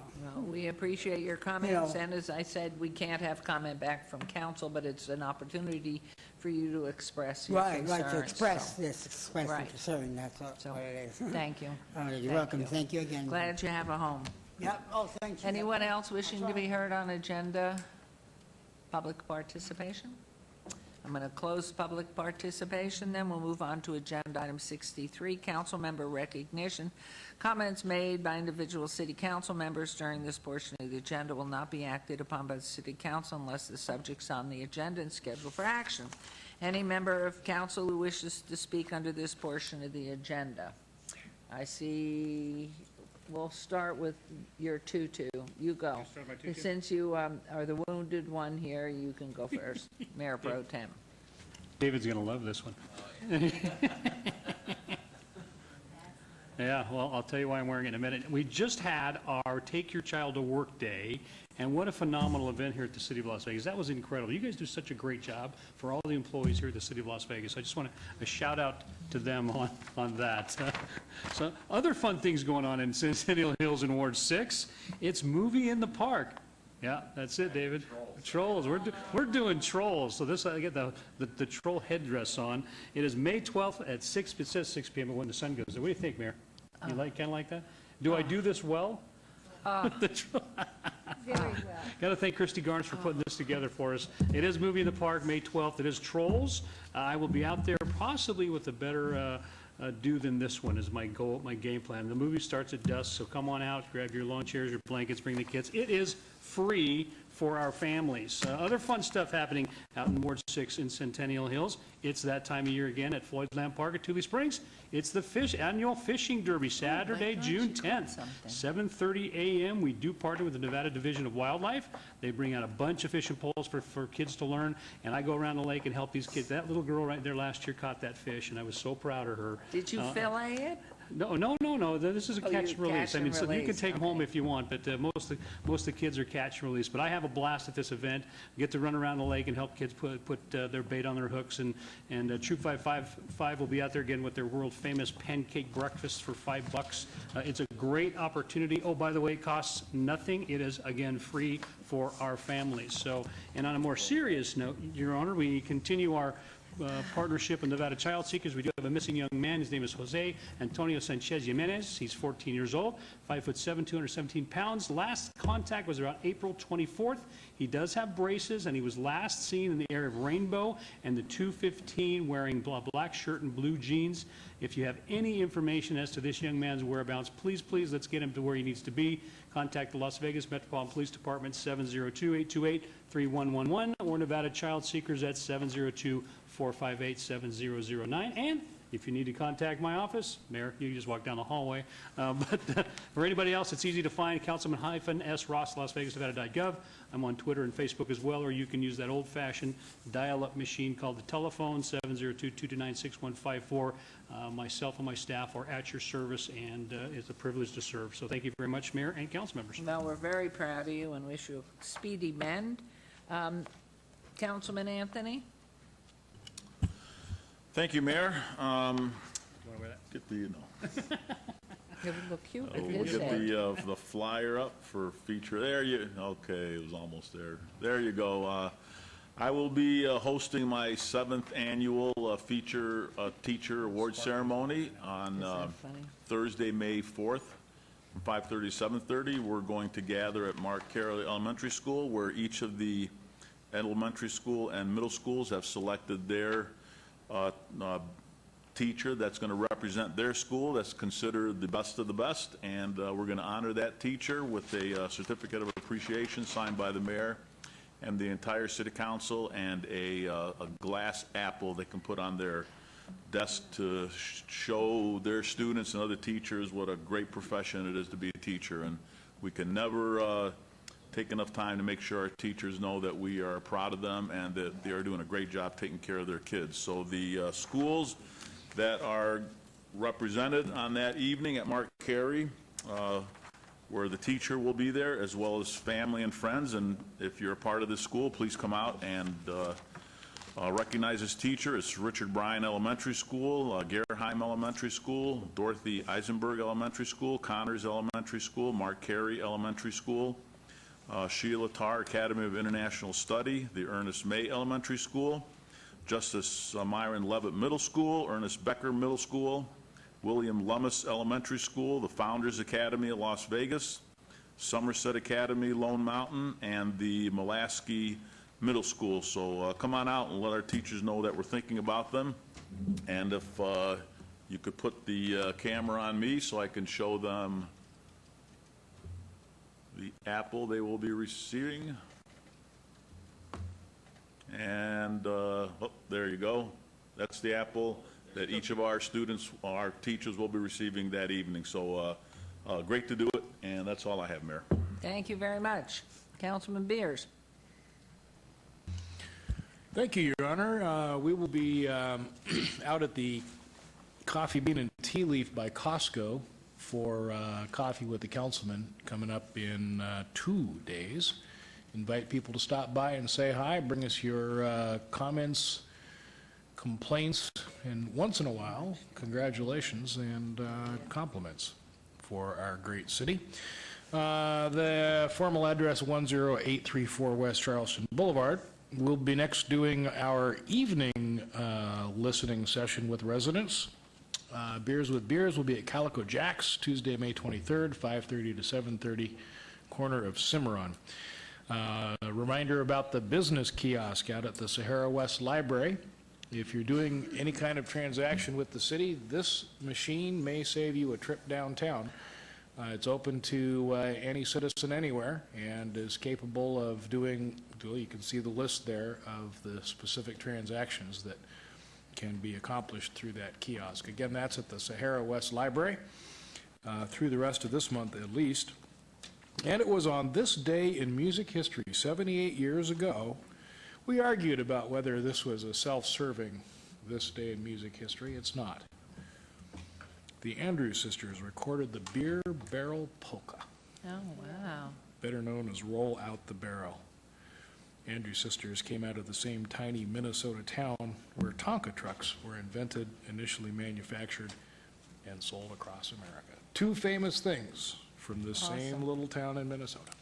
That's all we got, Your Honor. Thank you. Thank you very much. Very interesting, Councilwoman. I will be meeting. You're not on. I'm not on? All right. I will be meeting with Ward 1 principals tomorrow morning at 8:30 a.m. at the Mirabella Community Center. It's our annual get-together to share information about education at the schools and primarily about available resources through the city and in the community. That's tomorrow at 8:30 a.m. And then we're having an Arbor Day event on Thursday, May 4th, at 11:30 a.m. at Woofter Park. We used to celebrate at City Hall the entire Arbor Day for the city, but now we do it at different parks. And so I will be planning a Sierra Red Oak that's supposed to do well in drought conditions, and I will be doing it with the students from Katz Elementary School and learning about the importance of trees in our environment, and hopefully the weather will be good. Thirdly, there's the Special Olympics, and my colleagues and many in the community know I've had a lifelong passion for those in special education, and I've spent many years working with school children who had special needs. And these are an Olympics that are geared to those who have special needs. So I will again be speaking at the Special Olympics event on Friday, May 5th at 9 a.m. at Bonanza High School. And I ask you, if you're doing shopping or anywhere in the area, just drop by for maybe 20, 30 minutes and see what these youngsters can accomplish as they compete against each other in events similar to the Olympics. And lastly, Ward 1 will be hosting the PG-rated film, The Secret Life of Pets. Now, I've always wondered what those pets did in their spare time. and why they chase one dog, don't chase another, or one cat. So this might be revealing to me also. The Secret Life of Pets on Friday, May 26th at dusk at Pioneer Park. We will have popcorn and water while supplies last. I would suggest seating is on the lawn, so please bring blankets or low chairs for your comfort and enjoyment of the film. And I really think the children will enjoy this film. Thank you. Thank you. Councilman Barlow. Thank you, Mayor. I would like to congratulate Mr. Adams on being selected as our new city manager, so we're looking forward to you doing great things, and also would like to thank each and every individual that applied for the city manager's position, who were all well qualified, Mayor and Council, and so I do want to thank them for their willingness to step up and want to lead the charge on behalf of the city of Las Vegas. In addition to that, of course, Thursday, May 5th, Coffee with the Councilman is taking place once again, so please come out and join me at Starbucks. Come on out with your conversation or any questions that you may have of myself or my staff regarding your business or neighborhood concerns. I meet the first Thursday of every month at Starbucks, and so I'll be located at 1925 North Martin Luther King Boulevard, right at the corner of Lake Mead, where all of the development and activity is taking place to revitalize this area. For more information, please contact my office at 229-5443. On May 9th through the 11th, Senior Idol is taking place at the Las Vegas Senior Center. So calling all seniors, there will be auditions taking place if in fact you are a senior that would like to show your stuff. So please contact the Las Vegas Senior Center at 229-6454 for more information. And of course, Eldorado Days. Applications are being accepted for the parade and entry right here in downtown Las Vegas. The Las Vegas Eldorado Parade has been going on for many, many years. It's a wonderful parade, and it will begin at 10 a.m. May 13th on 4th Street. And in addition to that, for those high schools that would like to participate in specifically the high school marching bands, by your participation, you will receive $1,000 for participating in the parade. And in addition to that, if you have a theme, a Western theme, a part of your float, you will receive $1,500. So this is a great incentive for high schools, the marching band, as well as the schools, to get involved and receive either $1,000 or $1,500 or $2,500 to your school, just for participating in the Eldorado Parade. For more information, you may contact our office at 229-6672. And of course, the historic West Side School, located at the corner of Washington and D Street, has been revitalized, a multi-million-dollar renovation and upgrade on this property. And we're looking for those of you in the community who's looking to expand your business. There's office space available, as well as an opportunity if in fact you want to expand your cafe at this location. There is opportunity and availability. So please contact Julie Quisenberry in the Office of Economic and Urban Development at 229-6551 for more information. And of course, the community may follow me on all of my social media platforms. On Twitter, my handle is @RickyBarlow, and of course on Facebook, you may follow me as well or communicate with me. Or of course, you may reach out to the Ward 5 website at lasvegasnevada.gov/Ward 5, or just contact my office directly at 229-5443. Great meeting today, Mayor and Council, and thank you so very much. Thank you. Thank you all. I want to wish all of our mothers next week on the 14th a happy Mother's Day. It's special that, you know, we all have mothers or had mothers, and special time to be one or be a grandmother.